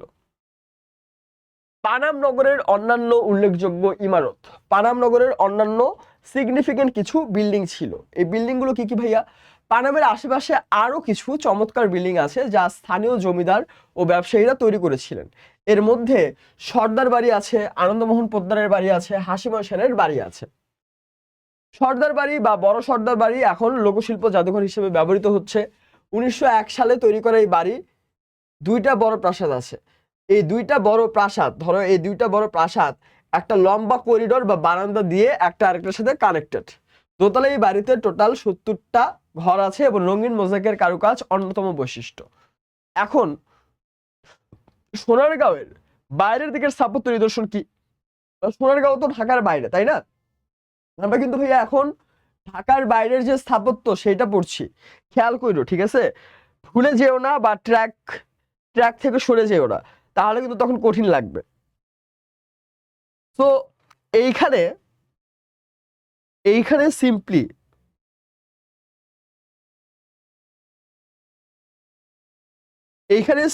আমরা ঢাকার বাইরে যে স্থাপত্য নিদর্শন সেখান থেকে পড়বো। যেমন সোনারগাঁওয়ের বাইরে আমরা কি কি দেখি? মুক্তাগাছার জমিদারদের তৈরি করা ময়মনসিংহের শশীলজ, মানিকগঞ্জের সাটুরিয়া একটা জায়গার নাম, এই সাটুরিয়া বালিয়াটির জমিদার বাড়ি আছে। রংপুরের তাজহাট জমিদার বাড়ি, নাটোরের দীঘাপতিয়ার জমিদার বাড়ি, যা বর্তমানে উত্তরা গণভবন নামে পরিচিত। তাজহাট ও নাটোরের দুইটি প্রাসাদ বর্তমানে স্থাপত্য কীর্তির নিদর্শন হিসেবে সংরক্ষিত। ফেনীর ছাগলনাইয়ার শমসের গাজী সুড়ঙ্গ দেশের তালিকাভুক্ত প্রত্নতাত্ত্বিক নিদর্শন। ওকে, এখানে উপরে যা যা আছে সেগুলা প্রাসাদ বা জমিদার বাড়ি, আর ফেনীর ছাগলনাইয়াতে আছে শমসের গাজীর সুড়ঙ্গ, যে সুড়ঙ্গটা আসলে সেফটির জন্য বা কখনো যদি অ্যাটাক হয় তাহলে যাতে লুকিয়ে পালানো যায় এর জন্য তৈরি করা হয়েছিল। এছাড়া আমাদের জাতীয় জাদুঘর আছে, যেটা ঢাকায় অবস্থিত, যেখানে অনেক পুরনো জিনিস সংরক্ষণ করা আছে। ঠিক আছে, জাতীয় জাদুঘরে মেনলি কি কি আছে সেটা আমরা একটু দেখি। দিনাজপুরের মহারাজার ব্যবহার করা জিনিস এবং হাতির দাঁতের কাজ করা শিল্পদ্রব্য, বলধার জমিদার, এই যে নামগুলো মনে রাখতে হবে ভাইয়া, ভুল করলে হবে না। বলদার জমিদারের নাম কি? নরেন্দ্র নারায়ণ রায় চৌধুরী। তার সংগ্রহ থেকে আনা পোশাক, হাতির দাঁতের কাজ করা শিল্পদ্রব্য এবং ঢাল তলোয়ার। নাটোরের দীঘাপতিয়ার জমিদারদের ব্যবহার করা দ্রব্য, পোশাক, ঢাল তলোয়ার এবং সিংহাসন। ঢাকার নবাবদের ব্যবহার করা কারুকার্য খচিত পোশাক ও জিনিসপত্র। আঞ্চলিক জাদুঘর ও সংগ্রহশালা, অধিকাংশ আঞ্চলিক জাদুঘর ও সংগ্রহশালাগুলিতে সাধারণত জমিদারদের পুরনো প্রাসাদে এসব অবস্থিত হয়, যেখানে জমিদারদের ব্যবহার করা অনেক প্রোডাক্ট এবং তাদের সংগ্রহ করা অনেক প্রত্ন সম্পদ এখানে দেখানো হয়, যার মধ্যে উল্লেখযোগ্য বা স্পেসিফিক্যালি কিছুকে উল্লেখ করা হয়। এটা কি কি? আহসান মঞ্জিল জাদুঘরে ঢাকার নবাবদের বিভিন্ন পোশাক, খাট পালঙ্ক রাখা। ময়মনসিংহ জাদুঘর, যেটা 1969 সালে প্রতিষ্ঠিত, সেখানে বিভিন্ন জিনিসপাতি রাখা আছে। মুক্তাগাছায় জমিদারদের প্রত্নসম্পদ এই ময়মনসিংহ জাদুঘরে প্রদর্শন করা হয়। রংপুরের তাজহাট জমিদারদের জাদুঘরে বিভিন্ন প্রত্ননিদর্শনদের সাথে জমিদারদের ব্যবহার করা দ্রব্য সামগ্রী সংস্কৃত ও আরবি ভাষায় লেখা পান্ডুলিপি প্রদর্শন করা হয়। একটা জিনিস খেয়াল করবা ভাইয়া, সংস্কৃত ও আরবি ভাষার পান্ডুলিপি কিংবা ধরো এই যে এখানে স্পেসিফিক করে, হ্যাঁ, যে সরস্বতী ও বিষ্ণু মূর্তি, বাঘ, ড্রাগন, বর্ণসার, হরিণের মাথা, ইটালিতে তৈরি মূর্তি, এই জিনিসগুলো কোথায় পাওয়া গেছে? তাহলে আনসার হবে মুক্তাগাছার জমিদার বাড়ি। সংস্কৃত ও আরবি ভাষায় লেখা পান্ডুলিপি কোথায় পাওয়া গেছে? তাহলে আনসার হবে রংপুরের তাজহাট জমিদার বাড়ি। এই জিনিসগুলো কিন্তু প্রায় আমাদের এমসিকিউতে আসে, কিংবা মুক্তাগাছার জমিদার বাড়িতে কি কি প্রত্ন সম্পদ পাওয়া গিয়েছে, এই টাইপের প্রশ্ন আমাদের অনুধাবনমূলক প্রশ্ন আসতে পারে। কিংবা ধরো আহ ধরো তোমাদের একজনের নাম ধরো নোমান। নোমান হচ্ছে নোমান একটি জমিদার বাড়িতে ঘুরতে গিয়ে সেখানে সরস্বতী ও বিষ্ণু মূর্তি, ফুলদানি, মৃৎপাত্র, তারপরে হচ্ছে যে ধরো ইটালিতে তৈরি মূর্তি, সোফা সেট, এইসব দেখতে পেল। সে কোথায় ঘুরতে গিয়েছিল? এইভাবে তোমাদেরকে একটু হিন্ট দিয়ে তারপর হয়তো সৃজনশীলে গ বা ঘতে লিখতে হবে। সো তুমি যদি ভাইয়া এটা মনে রাখতে না পারো, খেয়াল যদি না করো, তাহলে কিন্তু লিখতে পারবে না, ঠিক আছে? So be careful. অর্ণব ও অর্পা ঈদের ছুটিতে মামার বাড়িতে বেড়াতে গেল। তারা মামার কাছে স্থানীয় বিখ্যাত নিদর্শনগুলো দেখার বায়না ধরলো। মামা তাদেরকে মসলিনের জন্য বিখ্যাত স্থানটি ঘুরতে নিয়ে যায়। তারা সেখানকার প্রাচীন বিভিন্ন ইমারতের স্থাপত্য ও নকশা দেখে মুগ্ধ হয়ে গেল। মামা তাদেরকে পরবর্তী সময়ে বিভিন্ন স্থান থেকে পাওয়া পুরাকীর্তিগুলোর নিদর্শন দেখাতে নিয়ে যায়, যাতে তারা অতীত ঐতিহ্য সম্পর্কে জানতে পারে। এই যে দেখো, এইখানেও যেইভাবে বলা যে ইমারতের স্থাপত্য নকশা দেখে মুগ্ধ হয়ে যায়, ঠিক আছে, এই টাইপের হিন্টগুলো দিয়েই কিন্তু তোমাকে অ্যান্সারটা ভাইয়া করতে হবে। রবীন্দ্রনাথ ঠাকুরের কুঠিবাড়ি কোথায়? কুষ্টিয়ার শিলাইদহে। প্রত্নতত্ত্ব বলতে কি বোঝায়? পুরনো ঐতিহ্য, তাই না? তারা যে স্থানটি পরিদর্শন করে আর মামা তাদের কোথায় নিল, তারা যে স্থানটা পরিদর্শন করে সেটা আসলে কি ছিল? তারা ঘুরতে গিয়েছিল কোথায়? এই যে এখানে একটু সুন্দর করে লেখা আছে, তারা কোথায় ঘুরতে যায়? সোনারগাঁও, এটা ইজিলি বোঝা যায়। আর এখানে তারা সংরক্ষিত প্রত্নসম্পদ দেখে কি সচেতন হতে পারবে, এটা ব্যাখ্যা করতে বলছে পাঠ্যপুস্তকের আলোকে। তো এখানে ভাই আমি জানি না, এভাবে খুব উইয়ার্ড ভাবে লিখা, তোমরা একটু প্রপারলি ইনফরমেশন সহ লিখবা, ঠিক আছে? বাংলার উপনিবেশিক যুগ কোনটা ছিল? 1757 থেকে 1947। সোনারগাঁওয়ের পারাম নগরটি ছিল সুলতানি আমলে বাংলার কেন্দ্রস্থল। ইউরোপীয় স্থাপত্য রীতিতে তৈরি ইমারতের সারিবদ্ধ রূপ, এটা ট্রু। চওড়া পথের ধারে নিরাপত্তার জন্য পরীক্ষা সমৃদ্ধ। তাহলে এখান থেকে অ্যান্সার তিনটাই হবে, ঠিক আছে? সুলতানি আমলে বাংলার কেন্দ্রস্থল ছিল, ইউরোপীয় স্থাপত্য রীতি ছিল, চওড়া পথের ধারে নিরাপত্তার পরীক্ষাও ছিল। বার্ষিক পরীক্ষা শেষ হওয়ার পরে শিক্ষক আজাদ রহমান শিক্ষার্থীদের নিয়ে শাহবাগে একটি ভবন পরিদর্শনে যায়। শাহবাগে যেহেতু ভবন পরিদর্শনে গেছে, এটার সাথে রেলেভেন্ট দেখো, যদিও এটা ট্রু, জাতীয় গ্রন্থাগার এটাও শাহবাগে, জাতীয় জাদুঘরের পাশাপাশি বাংলা একাডেমি এটাও কাইন্ড অফ শাহবাগে, টিএসসির পাশ দিয়ে যাওয়া যায়। কিন্তু এইখানে যেহেতু প্রাচীন নিদর্শন দেখতে পারছে এবং আমাদের এই চ্যাপ্টারটা আসলে জাতীয় জাদুঘরের কথা বলে, তাই এটার অ্যান্সার হবে বাংলাদেশ জাতীয় জাদুঘর। আজাদ সাহেব শিক্ষার্থীদের এই ধরনের ভবন পরিদর্শনে নেওয়ার কারণ জমিদারদের নিত্য মানে প্রতিদিন ব্যবহার করা দ্রব্য দেখানো, ইতিহাসের চরিত্র জানানো, বিভিন্ন আমলের ঐতিহ্যকে পরবর্তী প্রজন্মের কাছে পৌঁছে দেওয়া। তিনটাই অ্যান্সার। প্রত্ন শব্দের অর্থ পুরনো। লালবাগ মসজিদটি পুরনো ঢাকার কোথায় অবস্থিত? হরনাথ ঘোষ রোডে। আমার এটা জানার একটা মানে আমার কাছে এই রোডটা একটু মেমোরেবল এই রিজনে যে আমার এক বন্ধুর বাসা এদিকে ছিল, যে হরনাথ ঘোষ রোডে লালবাগ যে মসজিদটা আছে, সেই মসজিদ থেকে সামান্য আগালি ওর বাসা ছিল, ঠিক আছে? তো ওইখানে যখন আমরা গল্প করতাম, আড্ডা দিতাম, হ্যাঁ, বা একসাথে বসে গেম খেলতাম, তখন হচ্ছে আমাদের প্রায় এদিকে যাওয়া হতো। কলুটোলা জামে মসজিদ ঢাকার কোথায় অবস্থিত? এটা ঢাকার সূত্রপুরে অবস্থিত। স্থাপত্য শিল্পের চমৎকার নিদর্শন চিনিটিকরি মসজিদ কোথায়? নারিন্দাতে। ইমামবাড়া হোসেনি দালান কোন সম্প্রদায়ের স্থান? শিয়াদের স্থান। ঢাকেশ্বরী মন্দির বাংলাদেশের কোন জেলায় অবস্থিত? ঢাকেশ্বরী মন্দির ঢাকাতে অবস্থিত। নিচের কোন মন্দিরটি ঔপনিবেশিক যুগের আগে তৈরি? এই যে এখানে যে মন্দিরগুলো বলা হচ্ছে, বাকি মন্দিরগুলোর কথা আমরা জানি না, কিন্তু ঢাকেশ্বরী মন্দির ঔপনিবেশিক যুগের আগে তৈরি, এটা ডিরেক্ট বলা আছে। কোনটি সবচেয়ে প্রাচীন গির্জা? সবচেয়ে প্রাচীন গির্জা হচ্ছে আর্মেনিয়ান গির্জা। এছাড়া সেন্ট টমাস অ্যানলিকান গির্জা, হলি ক্রস গির্জা এসব তৈরি করা হয়েছে, কিন্তু সবার আগে তৈরি করা হয়েছে আর্মেনিয়ান গির্জা, যেটা 1781 সালে তৈরি করা হয়। ভিক্টোরিয়া পার্ক অবস্থিত কোথায়? সদরঘাটে। ভিক্টোরিয়া পার্কের অন্য নাম কি ছিল? ভিক্টোরিয়া পার্কের অন্যতম নাম ছিল কি? আন্টাঘর ময়দান। বাংলাদেশে ঔপনিবেশিক যুগ ছিল কোনটি? ঔপনিবেশিক এটা আবার আসছে ভাই। প্রত্ন অর্থ পুরনো। প্রত্ন সম্পদ বলতে কি বোঝায়? পুরনো স্থাপত্য, শিল্পকর্ম, প্রাচীন আমলের মুদ্রা, বিশ্বাস ও সংস্কার।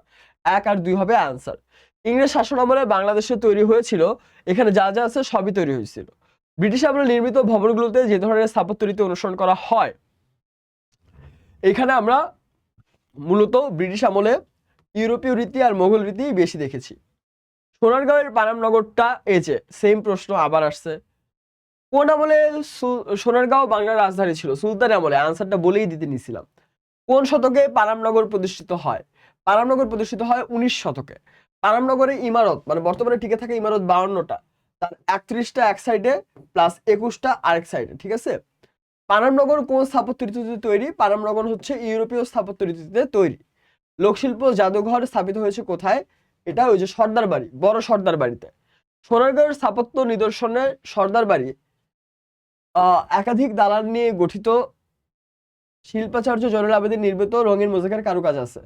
এখানে মেইনলি আনসার হবে 1 আর 3, ঠিক আছে। জয়নুল আবেদীন এটা নির্মাণ করে নাই, সর্দার বাড়ি অনেক আগে নির্মিত ছিল। জয়নুল আবেদীনের অনেক কিছু রাখা আছে, কিন্তু সে তো নির্মাণ করে নাই। আরেকটা জিনিস, যে এখানে কয়টা ঘর আছে? 70টি কক্ষ আছে এখানে, ঠিক আছে। এই যে দেখছো, এমসিকিউ তো হয়তোবা তোমাকে ভাইয়া এমন কিছু আছে যা জিজ্ঞেস করা হয় নাই, কিন্তু অটোমেটিক তুমি সলভ করতে করতে কিন্তু সেই সব লিখে ফেলবা, তাই না? এটাই হচ্ছে এমসিকিউ বা সিকিউ সলভ করার সাজেশন ক্লাসের মজা, যে তোমার এই রিভিশনটা মনে হতে পারে যে কোনো কাজে আসছে না, কোনো উপকার হবে না, কিন্তু এইভাবে তোমার পুরো বইটা রিভাইজ করা হয়ে যায়। কোন ধরনের সৃজনশীল আসে, কোন ধরনের এমসিকিউ আসে, সেটাও আমাদের বোঝা হয়ে যায়। বুড়িগঙ্গা নদীর তীরে কোন ভবন অবস্থিত? আহসান মঞ্জিল। কোনটি ঢাকার নবাবদের তৈরি প্রাসাদ? আহসান মঞ্জিল। আর শশীলজ হচ্ছে ময়মনসিংহের জমিদারদের তৈরি, ঠিক আছে। কার্জন হল নির্মাণ করা হয়েছিল কেন? অফিস বাড়ি হিসেবে ইউজ করার জন্য। ঢাকা বিশ্ববিদ্যালয়ের ছাত্র শিক্ষক কেন্দ্রের চত্বরে অবস্থিত গ্রিক সমাধিসৌধটি নির্মাণে কোন রীতি অনুসরণ করা হয়? এইটা নির্মাণে ডোরিক রীতি অনুসরণ করা হয়। ইমামবাড়া, হোসেনি দালান, এই যে আবার শিয়াদের। ঢাকেশ্বরী মন্দির, এই যে সেম প্রশ্ন। আচ্ছা, আন্টাঘর ময়দানে স্মৃতিস্তম্ভ বানানো হয়েছিল কেন? আন্টাঘর ময়দানে স্মৃতিস্তম্ভ বানানো হয়েছিল স্বাধীনতা যুদ্ধে জীবনদান করা সৈনিকদের স্মৃতিতে। লালবাগের হরনাথ ঘোষ রোডের মসজিদে নামাজ পড়ে, তার কাছে মসজিদটা খুব সুন্দর লাগে। আচ্ছা, এই মসজিদ কোন যুগের? এই মসজিদ ঔপনিবেশিক যুগের। এই যুগে নির্মিত অন্যান্য মসজিদ কি কি? সীতারা বেগম মসজিদ, বেচারাম দেউরি মসজিদ, কলুটোলা জামে মসজিদ। তিনটেই হবে আনসার। কলুটোলা জামে মসজিদ হচ্ছে সূত্রাপুরে, ঠিক আছে। আজাদ রহমানের, আচ্ছা আজাদ রহমানের এটা তো পড়লাম, আজাদ রহমান কি আবার ঘুরতে গেল? শশীলজ কোথায়? শশীলজ হচ্ছে ময়মনসিংহে। সাটুরিয়া বালিয়াটির জমিদার বাড়ি কোথায়? মানিকগঞ্জে। তাজহাট জমিদার বাড়ি রংপুরে। কোনটা উত্তরা গণভবন নামে পরিচিত? এই যে দীঘাপতিয়ার যে জমিদার বাড়ি আছে সেটা উত্তরা গণভবন নামে পরিচিত, যেটা নওগাঁতে বা নাটোরে আই গেস। মুক্তাগাছার জমিদারদের প্রত্যসম্পদ সংরক্ষণ ও প্রদর্শন করা হয় কোথায়? এটা ময়মনসিংহ জাদুঘর, যেটা কবে? যেটা 1969 সালে প্রতিষ্ঠিত, সেখানেই দেখানো হয়, ঠিক আছে। ফাইন, তাহলে আমাদের চ্যাপ্টার 1, চ্যাপ্টার 2, 1 আর 2 এই দুইটা চ্যাপ্টার আপাতত শেষ। এখন আমরা চ্যাপ্টার 3-তে মুভ করব, ঠিক আছে। চ্যাপ্টার 1 আর 2 এ অনেক হিস্ট্রি ভাইয়া, প্লিজ খেয়াল করে পড়বা, ফাঁকি দিবা না। চ্যাপ্টার 3 থেকে আমরা এখন একটু হয়তো আরাম করতে পারবো, দেখা যাক। চ্যাপ্টার 3 এখন আমাদের প্রায়শই হয়তো অনেক আগে পড়া হয়েছে, তো প্রবলেম লাগার চান্সটা এখানে কিছুটা হলেও কম। জাস্ট একটু খেয়াল করতে হবে, এবং বইয়ে যা বলা হচ্ছে বইয়ের বাইরে কিছু করা যাবে না, ঠিক আছে। বই হচ্ছে অ্যাকচুয়াল গাইডলাইন, বইয়ের বাইরে তুমি ভাইয়া যাই পড়ো সেটাই বাড়তি, ঠিক আছে। আচ্ছা, নাসিমের বাবা মুক্তিযুদ্ধ করে, এই মুক্তিযুদ্ধ সে সাতক্ষীরা এলাকায় করেছিল। এখন এই টাইপের প্রশ্নগুলো আসলে খুবই কমন। এই টাইপের প্রশ্নগুলোতে ধরো কেউ কোনো একটা এলাকায় যুদ্ধ করেছে, তখন তোমাকে হয়তো কোন সেক্টরের সদস্য ছিল, এই টাইপের প্রশ্ন হবে। যেমন আনুষ্ঠানিকভাবে স্বাধীন বাংলার পতাকা 2 মার্চ যৌথ বাহিনী গঠন করা হয়েছিল কেন? যাতে যুদ্ধ ত্বরান্বিত করা যায়, এগিয়ে নেওয়া যায়। নাসিফের বাবা মুক্তিবাহিনীর কোন সেক্টরের সদস্য ছিল? আর এই দেশটির সহযোগিতা, মানে উদ্দীপক উল্লিখিত দেশ মানে হচ্ছে ভারত, ভারতের সহযোগিতার কথা বলা হচ্ছে। তো এই যে 11টা সেক্টর, 11টা সেক্টরের মধ্যে সাতক্ষীরা পড়ে 8 নাম্বার সেক্টরে। সাতক্ষীরার পাশাপাশি সেখানে কুষ্টিয়া, যশোর, ফরিদপুরের অধিকাংশ এবং খুলনা জেলার দৌলতপুর সাতক্ষীরা সড়ক পর্যন্ত এই সেক্টরের মধ্যে পড়েছিল। সো এই সেক্টর টাইপের প্রশ্ন আসলে, আবার এই সেক্টরের কমান্ডার কে ছিল, কারা এখানে দায়িত্ব পালন করে, পুরো সেক্টরে আসলে কোন কোন অঞ্চল ছিল, এইসব আমাদেরকে একটু বর্ণনা করে লিখতে হবে। আর উদ্দীপক উল্লেখিত দেশটা ছিল ভারত, ভারত কি কি সাহায্য করেছিল এটা লিখলেই হয়ে যাবে। 71 সালের কোন তারিখে মুজিবনগরের গণপ্রজাতন্ত্রী বাংলাদেশ সরকার গঠিত হয়? 10 এপ্রিল। শপথ বাক্য পাঠ করে কত তারিখে? শপথ বাক্য পাঠ করে 17 এপ্রিল, তাই না? 1971 সালের অসহযোগ আন্দোলনের বিশেষ বৈশিষ্ট্য জাতীয় পরিষদের অধিবেশন বর্জন, কলকারখানা বন্ধ করে দেওয়া, সর্বত্র বঙ্গবন্ধু নিয়ন্ত্রণ চলে আসা। 1 আর 2 মেইন আনসার। আচ্ছা, এইখানে যার কথা বলা হচ্ছে সে শেখ মুজিবুর রহমান, যেখানে একজন লোক চশমা পরা, কোট পরা, আঙ্গুল উঁচু করে ভাষণ দিচ্ছে এবং জনতা উত্তেজনায় ফেটে পড়ছে। এই ভাষণ প্রধানত স্বাধীনতা আন্দোলনের অনুপ্রেরণা জুগিয়েছিল। 70 সালের নির্বাচনে বিজয়ী দলের কাছে ক্ষমতা হস্তান্তরের পরিবর্তে ষড়যন্ত্র শুরু করেছিল কে? তখন ক্ষমতায় ছিল ইয়াহিয়া খান। মূলত সে ষড়যন্ত্র শুরু করে কার সাথে মিলে? জুলফিকার আলী ভুট্টোর সাথে মিলে। আমি ভুলে জুলফিকার আলু বলে ফেলেছিলাম, যাই হোক, ভুট্টা আছে, সো আলু বলে ফেলতেই পারি। তো জুলফিকার আলী ভুট্টো ছিল আবার কি? পাকিস্তান পিপলস পার্টি পিপিপি এর নেতা। এই জুলফিকার আলী ভুট্টো আর ইয়াহিয়া খান যে তখন ক্ষমতায় প্রেসিডেন্ট ছিল, তারা কি করা শুরু করে? ষড়যন্ত্র শুরু করে। 2 মার্চ কোথায় হরতাল ডাকে? 2 মার্চ হরতাল ছিল ঢাকায়। আর 3 মার্চ থেকে সারা দেশে হরতাল পালন করা হয়। মানচিত্র খচিত জাতীয় পতাকা প্রথম উত্তোলন করা হয় 71-এর 2 মার্চ, একটু আগেই দেখলাম। ছাত্র সংগ্রাম পরিষদ গঠন করা হয় 3 মার্চ। স্বাধীনতার ইশতেহার পাঠ করা শাহজাহান সিরাজ। আর ওই যে পতাকা উত্তোলনের সময় ছিল আসম আব্দুর রব। ঢাকার বাইরে অপারেশন সার্চলাইট পরিচালনা করে খাদিম হোসেন রাজা। আর সর্বাত্মক দায়িত্ব মানে পুরো দায়িত্বটা পেয়েছিল রাও ফরমান আলী, যেটা জেনারেল টিক্কা খানকে নিয়ে সে কন্ডাক্ট করে। মুজিবনগর সরকারের শপথ গ্রহণ পাঠ বাক্য করায় কে? অধ্যাপক ইউসুফ আলী শপথ বাক্য পাঠ করায় ওই যে 17 এপ্রিলে। মুজিবনগর সরকারের প্রধানমন্ত্রী ছিল কে? তাজউদ্দিন আহমেদ।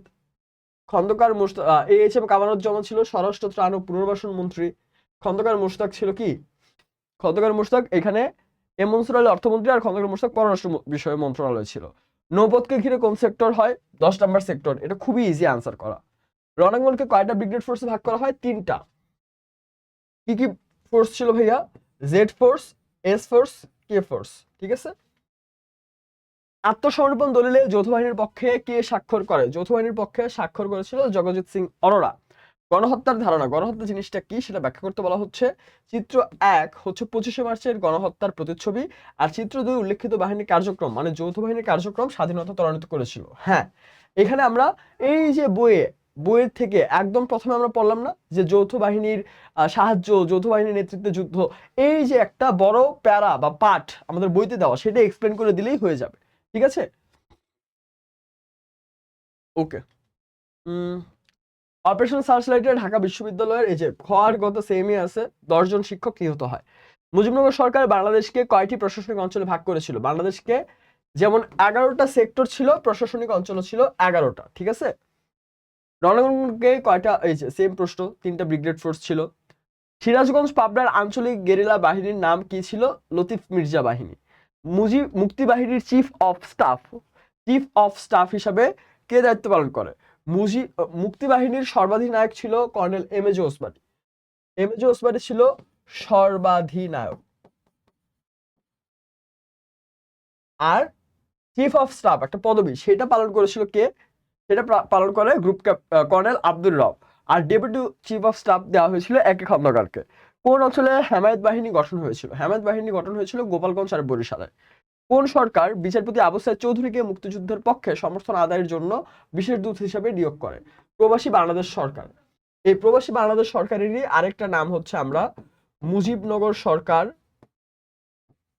বা অস্থায়ী সরকার নামে চিনে থাকি, ঠিক আছে। তো অনেক সময় ভাইয়া এমসিকিউতে আমাদেরকে কনফিউজ করার জন্য এইভাবে এলোমেলো করে দিবে, এটা দেখে হতাশ হওয়া যাবে না, ভুল করা যাবে না, ঠিক আছে। দেখো, কোন অনুষ্ঠানটি স্বাধীন বাংলা বেতার কেন্দ্রে প্রচার করা হয়েছিল? এখানে যতগুলো অনুষ্ঠান দেওয়া, চরম কণ্ঠ বলে কোনো অনুষ্ঠান নাই, এটা বাদ। সংবাদ পরিপত্র নামেও কোনো অনুষ্ঠান নাই, এটাও বাদ। আছে 2টা অনুষ্ঠান, সংবাদ পরিক্রমা আর চরমপত্র। এই 2টার মধ্যে চরমপত্র স্বাধীন বাংলা বেতার কেন্দ্র থেকে প্রচার করা হয়। আর সংবাদ পরিক্রমা আমরা এটা দেখেছিলাম ওই যে আকাশবাণী, আরেকটা যে রেডিও ছিল, এই আকাশবাণী থেকে প্রচার করা হয়েছিল সংবাদ পরিক্রমা, ঠিক আছে। মুক্তিযুদ্ধকালীন উক্ত দেশের কার্যক্রম স্বাধীন বাংলা বেতার কেন্দ্র স্থাপনে সহায়তা করা, ট্রু। বাঙালি যুবকদের সশস্ত্র ট্রেনিং দেওয়া, ট্রু। 1 কোটি বাঙালি শরণার্থীকে আশ্রয় দেওয়া, ট্রু। তাহলে আনসার হবে ঘ, 1, 2 ও 3। মুক্তিযোদ্ধারা সাহসের সাথে পাকিস্তানি বাহিনীর মোকাবেলা শুরু করে কবে থেকে? এটা ডিরেক্ট আমাদের বইতে দেওয়া, ঠিক আছে। এই এমসিকিউ গুলো, এইটার একটা পোর্শন কিন্তু ডিরেক্ট বইতে দেওয়া আছে। যেমন 1971 মে মাস থেকে মুক্তিযোদ্ধারা সাহসের সাথে পাকিস্তানি বাহিনীর মোকাবেলা শুরু করে। বইয়ে এই কথাটা ফার্স্টে দিয়ে এরপরে লাইনে ডিরেক্ট এটা অ্যান্সার করা আছে, সেন্টেন্সটা দেওয়া আছে। তো সিম্পলি আমাদের এমসিকিউতে কি হয় ভাইয়া, এমসিকিউতে বইয়েরই যে লাইন আমরা পড়ি সেইটার একটা পার্ট আমাদের প্রশ্নে চলে যায়, আরেকটা অংশ আমাদের এই যে এমসিকিউর অপশনগুলো সেখানে থাকে। বই যদি কখনো না পড়ো তাহলে এটা কখনো বের করা পসিবল না, ঠিক আছে। কত তারিখে বাংলাদেশ ও ভারত সম্মিলিতভাবে মানে অ্যাডজাস্টেড হয়ে একত্র হয়ে যৌথ বাহিনী গঠন করে? যৌথ বাহিনী একত্র গঠন করা হয় 21 নভেম্বর থেকে। যৌথ বাহিনী গঠনের ফলে কি হয়? যুদ্ধ গতি লাভ করে, মানে এগিয়ে যেতে থাকে। স্তিমিত হওয়া মানে হচ্ছে ভাইয়া থেমে যাওয়া, স্তিমিত হয় মানে থেমে যাওয়া বা অফ হয়ে যাওয়া, ঠিক আছে। বাংলাদেশের প্রথম শত্রুমুক্ত জেলা কোনটা? প্রথম শত্রুমুক্ত জেলা যশোর। পাকিস্তানি বাহিনী মুক্তিযুদ্ধের শুরুতে ও শেষে এদেশের বুদ্ধিজীবীদের হত্যা করেছিল কেন? যাতে দেশকে মেধা শূন্য করা যায়। পাক বাহিনী মুনির চৌধুরী, ধীরেন দত্ত, আলতাফ মাহমুদের মতো দেশের সূর্য সন্তানদের হত্যা করেছিল কেন? ওই সেম অ্যান্সার, গ, মেধা শূন্য করার জন্য। মুক্তিযুদ্ধে যৌথ বাহিনীর কমান্ডার কে ছিলেন? এই যে যৌথ বাহিনী, এখানে দেখো মুক্তিযুদ্ধে মুক্তি বাহিনীর মূল কে ছিল? MAJ Osmani. Chief of staff কে ছিল? চিফ অফ স্টাফ আমরা দেখেছি আব্দুর রব ছিল, তাই না? আর ডেপুটি চিফ অফ স্টাফ এটার দায়িত্ব দেওয়া হয় AK খন্দকারকে। মাঝ দিয়ে এই যে এখানে জেনারেল জগজিৎ সিং অরোরা, সে ছিল মুক্তিযুদ্ধে যৌথ বাহিনীর কমান্ডার। জাতীয় উৎপাদনে এককভাবে কোন খাতের অবদান সর্বাধিক? আচ্ছা, এই এমসিকিউ দেখে আমরা অলরেডি বুঝে গেলাম যে চ্যাপ্টার 3 শেষ। চ্যাপ্টার 3 হয়তো এখানে আমরা কিছু কম এমসিকিউ দেখেছি। এখানে সিম্পলি ভাইয়া শুধুমাত্র সেক্টর থেকে, বিশ্বাস করো, শুধুমাত্র সেক্টর থেকে কম করে হলেও 100 এমসিকিউ তৈরি করা যায়। শুধুমাত্র সেক্টর থেকেই 100 এমসিকিউ তৈরি করা যায়, ঠিক আছে। সেক্টর থেকে 100 এমসিকিউ তৈরি করা যায়। আঞ্চলিক এবং ব্রিগেড ফোর্স এখান থেকে না হলেও 20টা এমসিকিউ তৈরি করা যায়। আবার পুরো বইয়ের যে বাকি চ্যাপ্টারগুলো, সরি বাকি টপিকগুলো আছে সেখান থেকে মিনিমাম 350+ এমসিকিউ তৈরি করা পসিবল। তো এইভাবে এমসিকিউ দেখাতে গেলে দেখা যাবে এক চ্যাপ্টারে 500-600 এমসিকিউ হয়ে যাচ্ছে। এত এমসিকিউ দেখানো তোমাদের জন্য বিরক্তিকর, তোমরা হয়তো দেখবাও না, ঠিক মতো পড়বাও না। এর থেকে সবচেয়ে ইজি অপশন হচ্ছে বইটা প্রপারলি আমরা রিডিং করে ফেলি। কারণ সিম্পলি তোমাকে যদি আমি, দেখো ভাইয়া, আমরা সৃজনশীলে দেখলাম না যে নাফিসের বাবা কোন সেক্টরে যুদ্ধ করেছে। তো এই একটা জিনিস তুমি যখন চিন্তা করতে যাবে তখন কিন্তু অটোমেটিক তোমার মাথায় যে আচ্ছা তাহলে নাফিসের বাবা 8 নম্বর সেক্টরে ছিল, 8 নম্বর সেক্টরে আর কি কি ছিল, 8 নম্বর সেক্টরে এটা ছিল, তাহলে 7 নম্বর আর 6 নম্বর সেক্টরে কি ছিল, 2 নম্বর সেক্টরে ঢাকা ছিল, 10 নম্বর সেক্টরে নৌপথ ছিল। এইভাবে অনেকগুলো অটোমেটিক তোমার মাথায় এসে পড়বে। তো এই কারণে যেটা খেয়াল করতে হবে যে আমরা এই সাজেশন ক্লাসগুলোতে আসলে এমসিকিউ বা সিকিউ কোন ধরনের হয়, কোন ধরনের প্রশ্ন আসে সেটা আমরা বোঝার চেষ্টা করি, ঠিক আছে। এই যে বইয়ে নাফিসের বাবার কনটেক্সট দেওয়া, নাফিসের বাবা 8 নম্বর সেক্টরে যুদ্ধ করেছে, সাতক্ষীরাতে ছিল, এর মানে কিন্তু এইটা না যে তোমার বইয়ে মানে বইয়ে যা আছে সেই সেম সৃজনশীলটা তুমি তোমার পরীক্ষায় পাবা। পরীক্ষায় বলতেই পারে যে নাফিসের বাবা যুদ্ধ করেছে চট্টগ্রামে, এখন চট্টগ্রাম কোন সেক্টরের মধ্যে পড়ে বলো, অথবা নাফিসের বাবা যুদ্ধ করেছে ধরো রংপুরে, রংপুর কোন সেক্টরের মধ্যে পড়ে বলো। সো ওই সময়ে তোমাকে কিন্তু এই সেক্টর না জানলে তুমি কখনোই সৃজনশীল অ্যান্সার করতে পারবে না, ঠিক আছে। সো বি কেয়ারফুল ভাইয়া। জাতীয় উৎপাদনে এককভাবে কোন খাতের অবদান সর্বাধিক? শিল্প খাতের অবদান সর্বাধিক। জাতীয় আয়ের অন্তর্গত উপাদান গায়কের গান গাওয়া, গৃহিণীর রান্না করা, ব্যবসা বাণিজ্য করা। এখানে 1 আর 3 জাতীয় আয়ের অন্তর্গত। এটা রিজন মনে হয় বলা হয়েছিল যে গৃহিণীর রান্না করা, এইটাকে আমরা প্রায়শই যে আমাদের ব্যক্তিগত কাজ হিসেবে গুরুত্ব দেই না বা মূল্যায়ন করি না, বা আমাদের আম্মুরা যে আমাদের জন্য রান্না করেন আমরা ভাবি যে এটা তো কোনো কাজ না, কিন্তু এইটারও তো একটা ভূমিকা আছে, তাই না? ধরো কোনো একদিন তোমার আম্মু রান্না করে নাই, নানা কারণে হতে পারে, সে অসুস্থ বা বিজি ছিল কিছু নিয়ে। ওই সময় যখন তোমাকে বাইরে থেকে খাবার আনতে হবে তখন তুমি আসলে রিয়েলাইজ করবা যে এই কাজের মূল্য আসলে কতটা, ঠিক আছে। শফিক 16 বছরের যুবক, কিন্তু অনাহারে অর্ধাহারে তার শরীর অত্যন্ত দুর্বল। সে এই জন্য কাজ পায় না, অর্থের অভাবে তার দিন দিন অবস্থা আরো খারাপ হয়। সো এই যে এই জিনিসটা কিন্তু আমরা অলরেডি বুঝতে পারি, এটা একটা সাইকেলের মতো, তাই না? এই সাইকেলটা আমরা বইয়ে পড়েছিলাম দারিদ্র্যের দুষ্ট চক্র। এই দারিদ্র্যের দুষ্ট চক্র কিন্তু ভাইয়া অনুধাবনমূলক প্রশ্নে আসা খুবই কমন একটা প্রশ্ন, অনুধাবনমূলক প্রশ্নে আসা খুব কমন একটা প্রশ্ন যে দারিদ্র্যের দুষ্টচক্র কি, বা দারিদ্র্যের দুষ্টচক্র ব্যাখ্যা করো। ঠিক আছে, তার জন্য কি করতে হবে? খাদ্য নিরাপত্তা প্রদান, পুনর্বাসনের ব্যবস্থা, শিক্ষার ব্যবস্থা। তার এখানে তিনটেই লাগবে। বাংলাদেশকে কি প্রধান দেশ বলা হয়? বাংলাদেশকে বলা হয় কৃষি প্রধান দেশ। বাংলাদেশের বেশিরভাগ লোকের জীবিকার প্রধান উপায় কৃষি। অর্থনীতির খাত কয়টা? অর্থনীতির খাত দুইটা, একটা হচ্ছে কি ইনফর্মাল, আরেকটা ফর্মাল। ঠিক আছে, এইটা বললে তো বুঝবা না। ইনফর্মাল মানে হচ্ছে ভাইয়া অনানুষ্ঠানিক, অনানুষ্ঠানিক খাত মানে যেসব খাতের জন্য আগে থেকে মজুরি নির্ধারণ করা না, বা আমাদের ব্যক্তিগত কাজগুলো। আর ফর্মাল হচ্ছে আনুষ্ঠানিক খাত, যেটার জন্য আগে থেকে মজুরি নির্ধারণ করা, যেখান থেকে সরকার ট্যাক্স পায়, সেসব হচ্ছে আনুষ্ঠানিক খাত। জিডিপির পূর্ণরূপ হচ্ছে গ্রস ডোমেস্টিক প্রোডাক্ট। জিডিপি কি? জিডিপি হচ্ছে দেশজ, মোট দেশজ উৎপাদন। ডিতে যে ডোমেস্টিক বলা হয়, এই ডি এর ডোমেস্টিক, ডোমেস্টিক মানে কি? গৃহ না, গৃহপালিত পশু হিসেবে আমরা ইউজ করেছি না। এই গৃহ বলতে আসলে ভাইয়া দেশের, মানে দেশের ভেতরের অবস্থা বোঝানো হয়। ঠিক আছে, আর জিডিপিতে কিন্তু ভাইয়া সিম্পলি এটা মনে রেখো, জিডিপিতে রেমিটেন্স গ্রহণ করা হয় না, জিডিপিতে প্রবাসীদের আয় কনসিডার করা হয় না। প্রবাসীদের আয় কনসিডার করা হয় জিএনপিতে, গ্রস ন্যাশনাল প্রোডাক্টে। এই যে জাপানের অধিবাসী ইপিজেডে কাজ করে, তার আয় কোথায় পড়বে?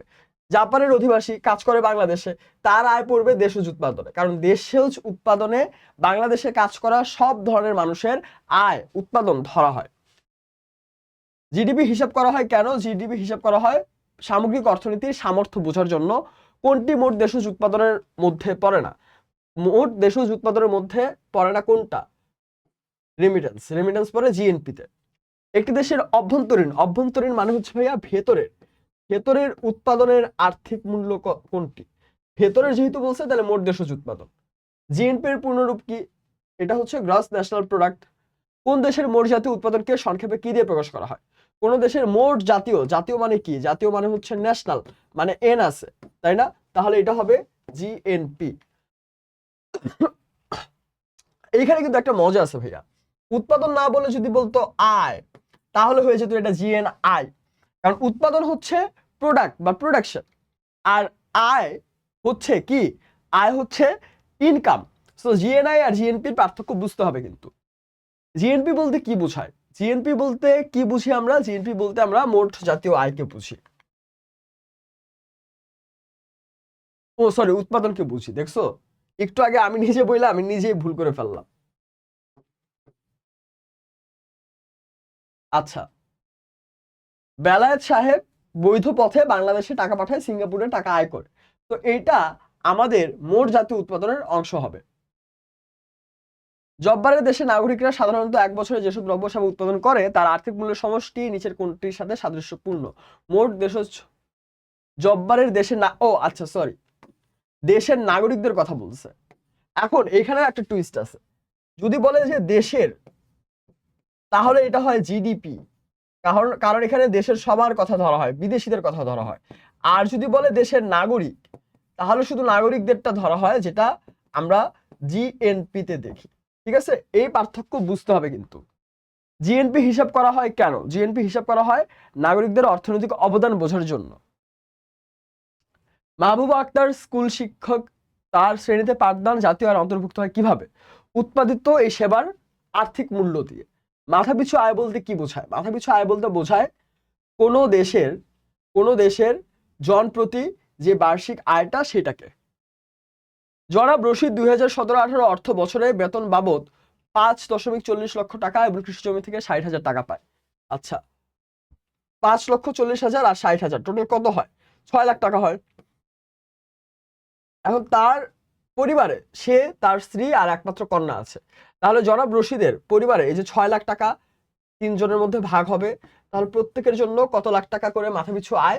2 লাখ টাকা মাথাপিছু আয় হয়। 2016 সালে এক্স দেশের জনসংখ্যা 16 কোটি, ওই সময় মোট জাতীয় উৎপাদন 21,600 মার্কিন ডলার। এই যে দেখো, পিসিআই বের করার সূত্রটা কি মনে আছে? এখানে মোট, নিচে যাবে মোট জনসংখ্যা, আর উপরে থাকে মোট জাতীয় উৎপাদন, ঠিক আছে, এই দুইটা দিয়ে আমরা ভাগ করি। তো 21,600-কে আমরা যদি 16 কোটি দিয়ে ভাগ করি, 21,600 উপরে থাকবে 21,600 ভাগ 16, কোটির জন্য লেখলাম না, ঠিক আছে, কোটি কোটি দুই ক্ষেত্রে বাদ। এখন 21,600-কে আমরা 16 দিয়ে ভাগ করি, তাহলে কত হয়? 21,600 ডিভাইডেড বাই 16, দাঁড়াও করে দেখি একটু।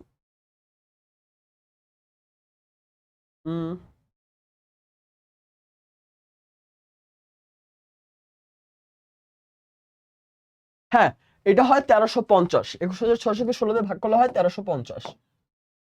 কোনটির মাধ্যমে একটি দেশের মানুষ সার্বিক জীবনযাত্রার মান নির্ধারণ করা হয়? মাথাপিছু আয় দিয়ে। মোট জাতীয় আয় ও মোট জনসংখ্যার ভাগফলকে আমরা বলি মাথাপিছু আয়। কোন দেশ উন্নত বা অনুন্নত তা কিভাবে বিচার করা হয়? এটা বিচার করা হয় সেই যে জনগণ, তাদের সূচক বা মানদণ্ড, যেটাকে আমরা মানব উন্নয়ন সূচক বলি, তাই না? এই মানব উন্নয়ন সূচক দিয়ে কিন্তু আমরা একটি দেশ উন্নত নাকি অনুন্নত সেটা বুঝতে পারি। 2023-24 এই যে দেখছো, কেন আসলে দেশজ উৎপাদনের পরিমাণ, কৃষি খাতের অবদান, বিভিন্ন খাতের অবদান, জাতীয় উৎপাদনের পরিমাণ, এইটা আমাদের জানতে হবে। কারণ এই টাইপের প্রশ্ন আসলে কিন্তু ভাইয়া বিপদে পড়ে যাবা। এটা হবে 50,48,027 কোটি টাকা, অনেক অনেক অনেক টাকা। দেশের কৃষি শিল্প ও সেবা খাতে উৎপাদন ও আয় বৃদ্ধির মূল লক্ষ্য কোনটা?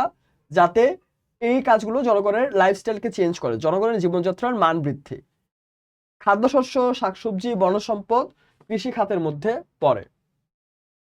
এই যে 17-18 অর্থ বছরে মোট দেশজ উৎপাদনে কৃষি খাতের অবদান কত ছিল? 13.14%। কৃষি খাতের প্রবৃদ্ধির হার কত ছিল? এটা খুব বেশি ছিল না, 3.21%। পানি সরবরাহ জিডিপির কোন খাতের অন্তর্ভুক্ত? পানি সরবরাহ জিডিপির শিল্প খাতের অন্তর্ভুক্ত হয়। বাংলাদেশের জাতীয় আয়ের বৃহৎ মানে বড় খাত কোনটা? জাতীয় আয়ের বড় খাত শিল্প খাত। 17-18 অর্থ বছরে মোট জিডিপিতে পাইকারি ও খুচরা বাণিজ্যের অবদান ছিল 14.75%।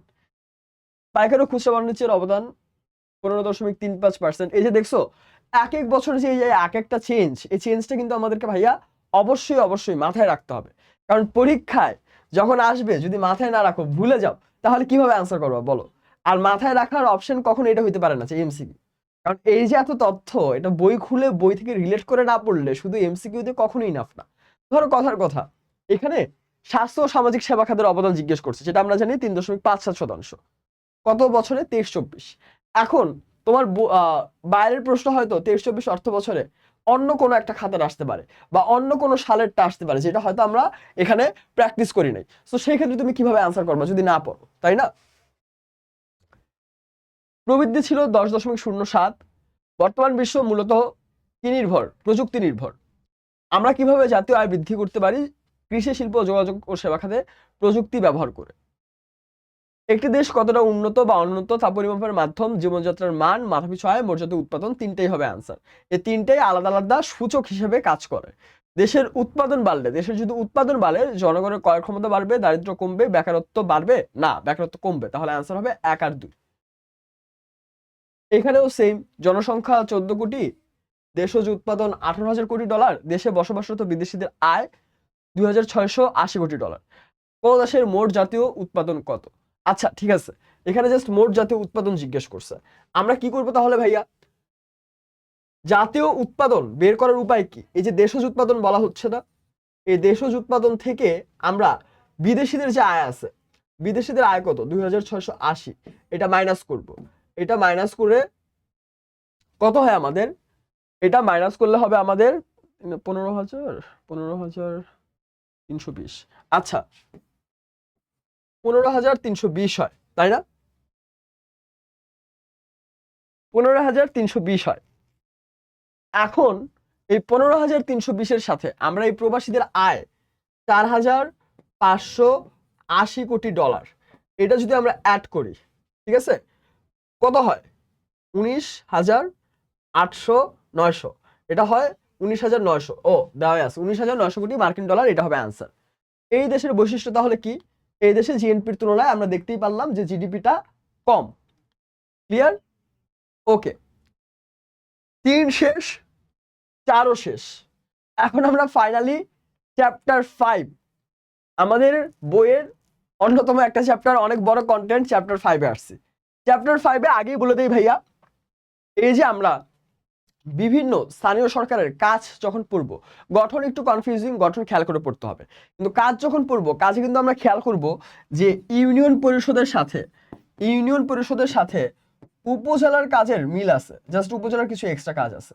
আবার পৌরসভার কাজের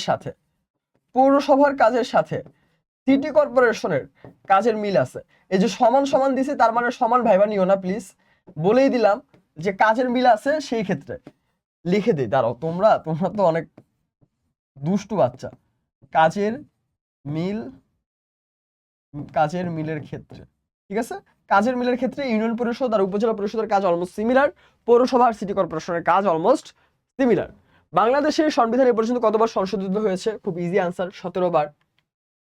রাষ্ট্র পরিচালনার মূলনীতি 4টি কোথায় লিপিবদ্ধ, মানে লেখা আছে? রাষ্ট্র পরিচালনার মূলনীতি আমরা দেখি সংবিধানে। আচ্ছা, এখানে তাহলে কাদের ভোট? যেহেতু এখানে আমরা দেখি মিসেস তসলিমা নির্বাচন করে নাই, কিন্তু সে সংসদ সদস্য হয়, তাহলে সে অবশ্যই সংসদ সদস্যদের ভোটে, আমরা কি জানি 300টা সংসদ সদস্য, তারা পরবর্তীতে আরো 50টি যে সংরক্ষিত নারী আসন আছে, সেই 50টি সংরক্ষিত নারী আসনে নির্বাচিত করে সংসদ সদস্যরা। তাহলে আনসার হবে সি, সংসদ সদস্যরা ভোট দিয়ে নির্বাচিত করেছে। এইটার কারণ কি? এটার কারণ হচ্ছে যাতে 1 আর 3 মানে মহিলাদের প্রতিনিধিত্ব করা যায় এবং নারীর স্বার্থ সংরক্ষণ করা যায়। রাষ্ট্র একটি রাজনৈতিক প্রতিষ্ঠান। সরকারকে প্রধানত কোন কোন দুই ভাগে ভাগ করা যায়? সরকারের প্রথম দুইটা ভাগ হচ্ছে গণতন্ত্র আর একনায়কতন্ত্র। গণতন্ত্রের সার্বভৌম ক্ষমতা কার উপর ন্যস্ত থাকে? সার্বভৌম ক্ষমতা থাকে জনগণের উপর। দেশের প্রধান তার দেশের সকল সিদ্ধান্ত একাই গ্রহণ করে, ওই দেশে কোনো সরকার ব্যবস্থা বিরাজমান। যেহেতু সব সিদ্ধান্ত সে একা নেয়, তাহলে সেটা একনায়কতন্ত্র, নিজে যা বলবে তাই। হ্যাঁ, এক ব্যক্তি বা এক দলের শাসন, এটা হচ্ছে একনায়কতন্ত্র। রাষ্ট্রপ্রধানের ক্ষমতার উপর ভিত্তি করে সরকারকে ভাগ করা যায়। রাষ্ট্রপ্রধানের যে ক্ষমতা, তার উপর ভিত্তি করে আবার আমরা দুইটা ভাগ দেখি। কোন রাষ্ট্রের নিয়মতান্ত্রিক রাজতন্ত্র আমরা দেখি? এটা হচ্ছে গ্রেট ব্রিটেনে। কোন নীতির ভিত্তিতে সরকারকে এককেন্দ্রিক ও যুক্তরাষ্ট্রীয় দুই ভাগে ভাগ করা যায়? কোন নীতির উপরে আমরা দুইটা ভাগে ভাগ করি? এখানে আমরা এই যে এককেন্দ্রিক এবং যুক্তরাষ্ট্রীয়, এই ক্ষেত্রে আমরা ক্ষমতা বন্টন নীতিতে দুইটা ভাগ করি। কোন ধরনের সরকার ব্যবস্থায় কেন্দ্রের হাতে ক্ষমতা ন্যস্ত থাকে? কেন্দ্রের হাতে ক্ষমতা ন্যস্ত থাকে এককেন্দ্রিক সরকার ব্যবস্থায়। কোন ধরনের সরকার ব্যবস্থায় সংবিধানের মাধ্যমে কেন্দ্র ও প্রদেশের মাধ্যমে ক্ষমতা বন্টন করা হয়?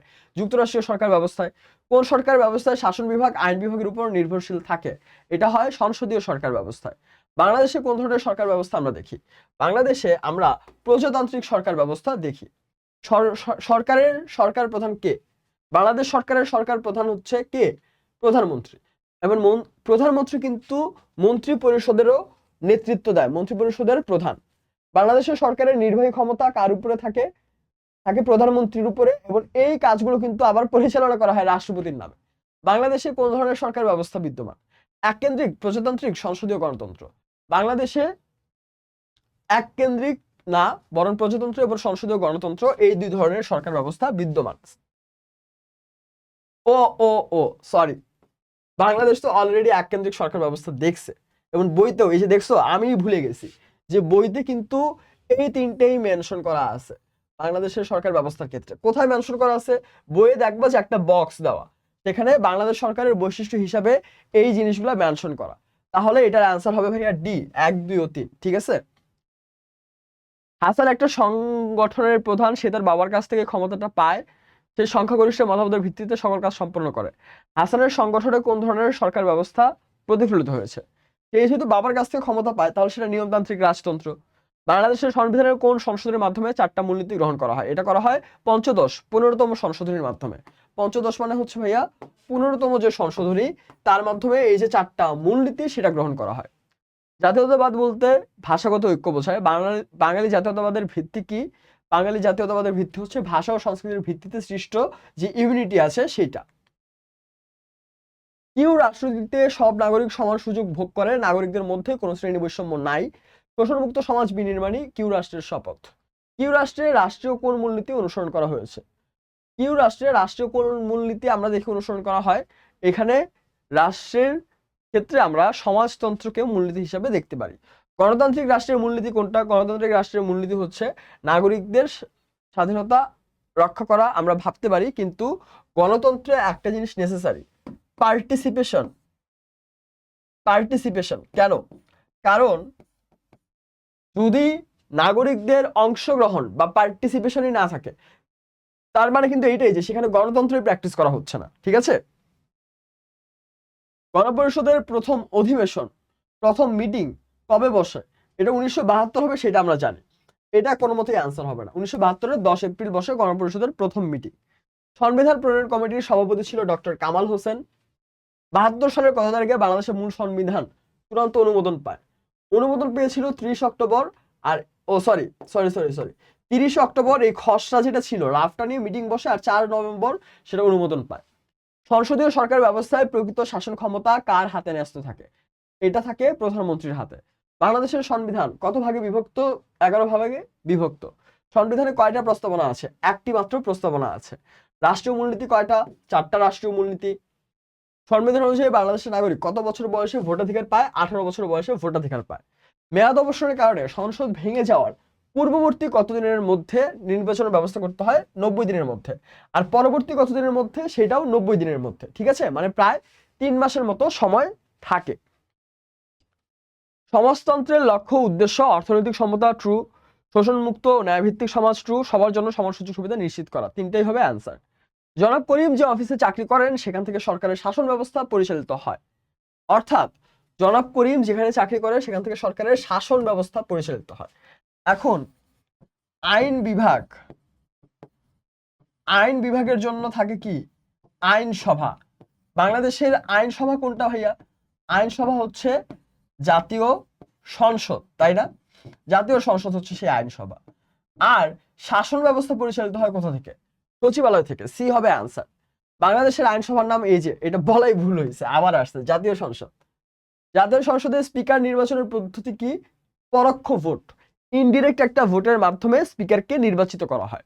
সংসদ সদস্যরা নির্বাচিত করেন। জাতীয় সংসদের ক্ষেত্রে কোনটা প্রযোজ্য? সরকারের আয় ব্যয় নিয়ন্ত্রণ করা, আইনের বাস্তবায়ন করা, নাগরিক অধিকার রক্ষা করা, আইনের ব্যাখ্যা প্রদান করা। আইনের ব্যাখ্যা দেয় বিচার বিভাগে, আমরা দেখি সে আইনের ব্যাখ্যা দিয়ে থাকে। আইনের বাস্তবায়নও বিচার বিভাগ থেকে হয়। নাগরিকদের অধিকার রক্ষা করার জন্য নিয়মগুলোও তৈরি করা হয় জাতীয় সংসদে। এটার অ্যান্সার হবে এ, সরকারের আয় ব্যয় নিয়ন্ত্রণ করা। দেশের জাতীয় তহবিলের অভিভাবক হিসেবে দায়িত্ব পালন করে আইন বিভাগ। আইন বিভাগের কাজ কোনটা? আইন বিভাগের এখানে 4টা কাজ দেওয়া: জাতীয় দিবস উদযাপন, উৎপাদিত দ্রব্যের উপর কর ধার্য, রাষ্ট্রের শান্তি শৃঙ্খলা বজায় রাখা, আইন অনুসারে বিচার করা। আইন অনুসারে বিচার বিচার বিভাগের কাজ। রাষ্ট্রের শান্তি ও শৃঙ্খলা বজায় রাখা হচ্ছে শাসন বিভাগের কাজ। উৎপাদিত দ্রব্যের উপর কর ধার্য করা, দিস ইজ দ্য ওয়ান, যেটা হচ্ছে আইন বিভাগের কাজ। দেশের অভ্যন্তরীণ আইন শৃঙ্খলা রক্ষায় সরকারের কোন বিভাগ কাজ করে? ভেতরের আইন শৃঙ্খলা রক্ষার জন্য কাজ করে থাকে শাসন বিভাগ। ঠিক আছে? বাংলাদেশের প্রধান বিচারপতিকে নিয়োগ দেয় রাষ্ট্রপতি। সেই সাথে এই যে সুপ্রিম কোর্টের 2টা বিভাগ, আপিল বিভাগ আর হাইকোর্ট, এই 2টার যে প্রধান বিচারপতি হয় তাদেরকেও নিয়োগ দেয় রাষ্ট্রপতি। সংবিধান প্রণয়ন ও বিভিন্ন ধারা বা আইনের ব্যাখ্যা দেয়। সংবিধান প্রণয়ন ও বিভিন্ন ধারা বা আইনের ব্যাখ্যা কে দেয়? এইটার কাজ করে থাকে বিচার বিভাগ, যেটা আমরা একটু আগেই পড়লাম। ঠিক আছে?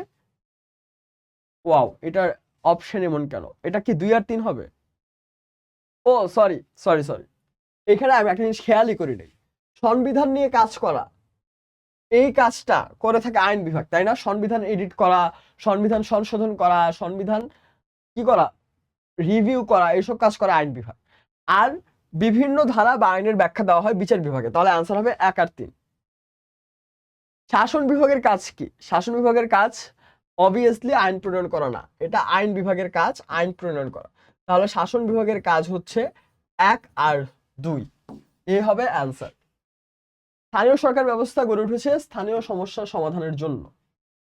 বাংলাদেশের গ্রামাঞ্চলে 3 স্তর বিশিষ্ট সরকার কাঠামো আছে, স্থানীয় সরকার কাঠামো, আর শহরের দিকে 2 স্তর বিশিষ্ট। দেশে কয়টা ইউনিয়ন পরিষদ আছে? দেশে ইউনিয়ন পরিষদ আছে 4578টা, আর সিটি কর্পোরেশন আছে 12টা। এই যে 12টা বলছে, 12টা হচ্ছে সিটি কর্পোরেশন। আর পৌরসভা 400 সামথিং হবে, 92 না, আই গেস ভুলে গেছি। দেখছো, মোট সদস্যের 4 ভাগের 1 ভাগ নারী সদস্য থাকে কোন পরিষদে? এটা এখানে বলা হচ্ছে ইউনিয়ন, কিন্তু এটা একটা ভুল আছে। মোট সদস্যের 1/3 নারী সদস্য থাকে ইউনিয়ন পরিষদে। ইউনিয়ন পরিষদের একজন চেয়ারম্যান, 9 জন থাকে মেম্বার, আর 3 জন থাকে নারী সদস্য। টোটাল 13 জন নিয়ে ইউনিয়ন পরিষদ গঠিত হয়। পরোক্ষ নির্বাচনের মাধ্যমে নির্বাচিত হয় কোন স্থানীয় সরকার ব্যবস্থা? ইনডিরেক্ট নির্বাচনের মাধ্যমে এখানে নির্বাচিত হয় কোন স্থানীয় সরকার ব্যবস্থায়? জেলা পরিষদে। কারণ জেলা পরিষদ আমরা যখন পড়ি ভাইয়া, আমরা একটু যদি গেস করি বা একটু চিন্তা করি, তাহলে আমাদের মাথায় থাকবে যে জেলা পরিষদে খুব ইনডিরেক্টলি নির্বাচন করা হয় যে কে এখানে স্থানীয় সরকার ব্যবস্থায় ভূমিকা রাখবে। কারণ জেলা পরিষদে যারা নির্বাচিত হয় তারা কিন্তু সবাই আসলে ইউনিয়ন পরিষদ, সিটি কর্পোরেশন, পৌরসভা, উপজেলা পরিষদের মানুষজন যারা মিলে জেলা পরিষদে কারা দায়িত্ব পালন করবে সেটা ডিসাইড করে।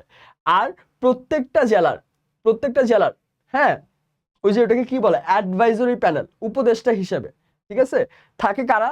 ওই জেলার যে সংসদ সদস্যরা তারা এখানে এই দায়িত্বটা পালন করে। আচ্ছা, অলমোস্ট শেষ।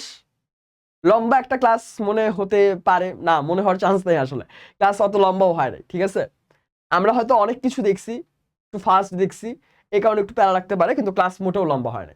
এখন একটা জিনিস, ক্লাস তো অলমোস্ট শেষই করে দিব, তার আগে একটা জিনিস ভাইয়া, যে আমাদের এই ক্লাস করার সময় এইখানে এই চ্যাপ্টারের জন্য স্পেসিফিক একটা জিনিস আমরা মাথায় রাখবো, যে আমাদের কিছু কিছু প্রশ্ন হয়তোবা হতে পারে যে একটা কাজ দিয়ে বললো যে এই কাজটা কার, ইউনিয়ন পরিষদ, উপজেলা পরিষদ, জেলা পরিষদ, কার। সো এই কারণে কাজগুলো মাথায় রাখতে হবে। সেকেন্ড, কাজগুলো খুব সুন্দর করে ভাইয়া বইয়ে পয়েন্ট করে দেওয়া। এবং একটা জিনিস বারবার বলছি, যে বইয়ে যা পয়েন্ট করে দেওয়া, বইয়ে পয়েন্ট করে যদি কিছু দেওয়া থাকে তাহলে সেটা কখনোই আমাদের অবহেলা করা যাবে না, কখনো অবহেলা করা যাবে না। কারণ সৃজনশীলে অলরেডি আমাদের নাম্বার কম দেয়, স্যাররা মনে করেন যে এই নাম্বারগুলো তাদের নিজেদের সম্পদ, হ্যাঁ, অর্থনৈতিকভাবে নিজেদের সম্পদ, এই কারণে তারা নিজেদের কাছে রেখে দেয়। এই টেন্ডেন্সি টিচারদের আছে, তাদেরকে দোষ দেওয়ার কিছু নেই, কারণ তাদের কাছে দেখা যায় অনেক খাতা থাকে, তারা হয়তো তখন একটা অ্যাভারেজ মার্ক বসায়। কিংবা অনেক সময় দেখা যায় যে তুমি হয়তো খাতায়, এটা ম্যাটার করে ভাইয়া, এটা খুব বাজে শোনালেও এটা ম্যাটার করে, যে তোমার হাতের লেখা বাজে থাকলে তারা ইন্টারেস্টেড হয় না লেখা পড়ার জন্য, তখন একটা অ্যাভারেজ মার্ক দিয়ে রাখে। অনেক সময় দেখবা যে তোমার হাতের লেখা বাজে, কিন্তু তুমি অনেক ভালো কথা লিখেছো, বই পুরোটা লিখেছো, তুমি ভালো মার্ক পাও না, কিন্তু তোমার একটা বন্ধু, হ্যাঁ, সে হজবরল যা ইচ্ছা তাই লিখছে, হাতের লেখা সুন্দর, সে হয়তো ভালো মার্ক পেয়ে গেছে, ঠিক আছে, এটা হতেই পারে। তো এই কারণে এইখানে যতগুলো পয়েন্ট করে বিভিন্ন কাজ দেওয়া অবশ্যই মাথায় রাখবা। কাজগুলো কি কি হয়, এখান থেকে আমাদের এমসিকিউ হোক সিকিউ হোক আসার চান্স আছে। আইন বিভাগ, শাসন বিভাগ, বিচার বিভাগের কাছ থেকে এমসিকিউ সিকিউ আসতে পারে। একই সাথে এই যে সংসদের যে বিভিন্ন কাজ, সেখান থেকেও আমাদের এমসিকিউ সিকিউ আসবে, ঠিক আছে। সো আমরা এইখানে এই ক্লাসে ভাইয়া একটা জিনিসকে সবচেয়ে বেশি গুরুত্ব দিব, সেটা হচ্ছে বই, ঠিক আছে। এমসিকিউ সিকিউ গুলো হয়তো তোমাদের কমন আসতেও পারে, কিন্তু সেটা খুবই কম, ঠিক আছে, খুবই কম চান্স। কিন্তু তারপরে আমরা একটা সাজেশন ভিডিও করে এই ক্লাসগুলো আমরা দেখি এই রিজনে, যাতে কোন ধরনের বা কিভাবে কিভাবে আমাদের এমসিকিউ প্রশ্ন হয়, কোন উপায়ে আমরা সেটা অ্যান্সার করতে পারি। এই যে অনেকেই বহুপদী সমাপ্তি সূচক যে প্রশ্ন বলা হয়, যে অনেকগুলো অপশন দিয়ে 1 3 1 2 এটা হবে, এই জিনিসগুলো আইডেন্টিফাই করতে অনেক প্রবলেম ফেস করো।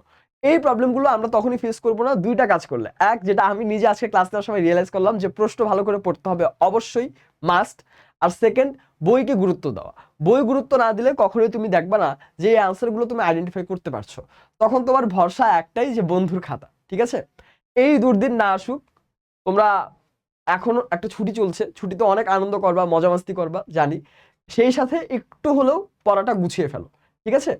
পড়াটা গোছাও। পড়া কিন্তু ভাই খুব কঠিন কিছু না, কনসিস্টেন্ট থেকে কন্টিনিউয়াস যদি তুমি রেগুলারলি পড়ো, তাহলে দেখবা যে অনেক কঠিন জিনিস তোমার গোছানো হয়ে গেছে। ক্লাস 8-এ পড়ো, এখন থেকে এই জিনিসগুলো বোঝা উচিত। পরে তো বড়ই হয়ে যাবা, ঠিক আছে, তখন আর বুঝে লাভ নেই, তখন শুধু করতে হবে, অ্যাপ্লাই করতে হবে, ঠিক আছে। এসএস ফিউচার স্কুলের আজকের বিজিএস এর এই সাজেশন ক্লাসটা এখানে শেষ হচ্ছে। তোমাদের সামনে যেহেতু ঈদ, তোমাদের সবাইকে ঈদের শুভেচ্ছা। হয়তোবা এই ভিডিও যখন দেখবা তখন হয়তো ঈদ শেষ হয়েও যেতে পারে, আমি জানি না আসলে, ঠিক আছে। এসএস ফিউচার স্কুলের আজকের ক্লাস সাজেশন ভিডিও এখানে শেষ হচ্ছে। তোমাদের সাথে হয়তো আবারও একাডেমিক প্রোগ্রামের ক্লাসে বা অন্য কোনোভাবে দেখা হবে। ততদিন পর্যন্ত ভালো থাকো, সুস্থ থাকো, নিজের যত্ন নাও, পড়াশোনা করো, ফাঁকিবাজি করো না, ঠিক আছে। আজকের মতো আপাতত বিদায়। পড়াশোনা করো, ভালো থাকো, যত্ন নাও নিজের, ঠিক আছে। আর এই জিনিসগুলোর উপরে পুরোপুরিভাবে কখনোই ভরসা করো না। বই ছাড়া তোমার ভরসার ফল আর কিচ্ছু নেই। আরেকটা জিনিস আছে, পরীক্ষার খাতায় ফাঁকিবাজি করলে সেটা বন্ধুর খাতা। এই এই এই জিনিসটা করো না, এই প্র্যাকটিসটা খুবই বাজে। এখন হয়তো পরীক্ষায় বন্ধুর খাতা দেখতে পারতেছো, কিন্তু কোনো একটা গার্ড এত কঠিন পড়লো যে দেখতেই পারতেছো না, তখন দেখবো তোমার রেজাল্ট অনেক খারাপ হয়ে গেছে। ঠিক আছে, আগে থেকে সচেতন হও। ক্লাস এখানে শেষ হচ্ছে। আল্লাহ হাফেজ সবাইকে। খুব ভালো একটা পরীক্ষা দাও, হাফ ইয়ারলি পরীক্ষা ভালোভাবে দাও, এই দোয়া করবো তোমাদের সবার পরীক্ষা যদি ইনশাল্লাহ অনেক ভালো হয়, 100তে 100 পাও। ঠিক আছে, আজকের ক্লাস তাহলে এখানেই শেষ ভাইয়ারা। টাটা সবাইকে, আল্লাহ হাফেজ।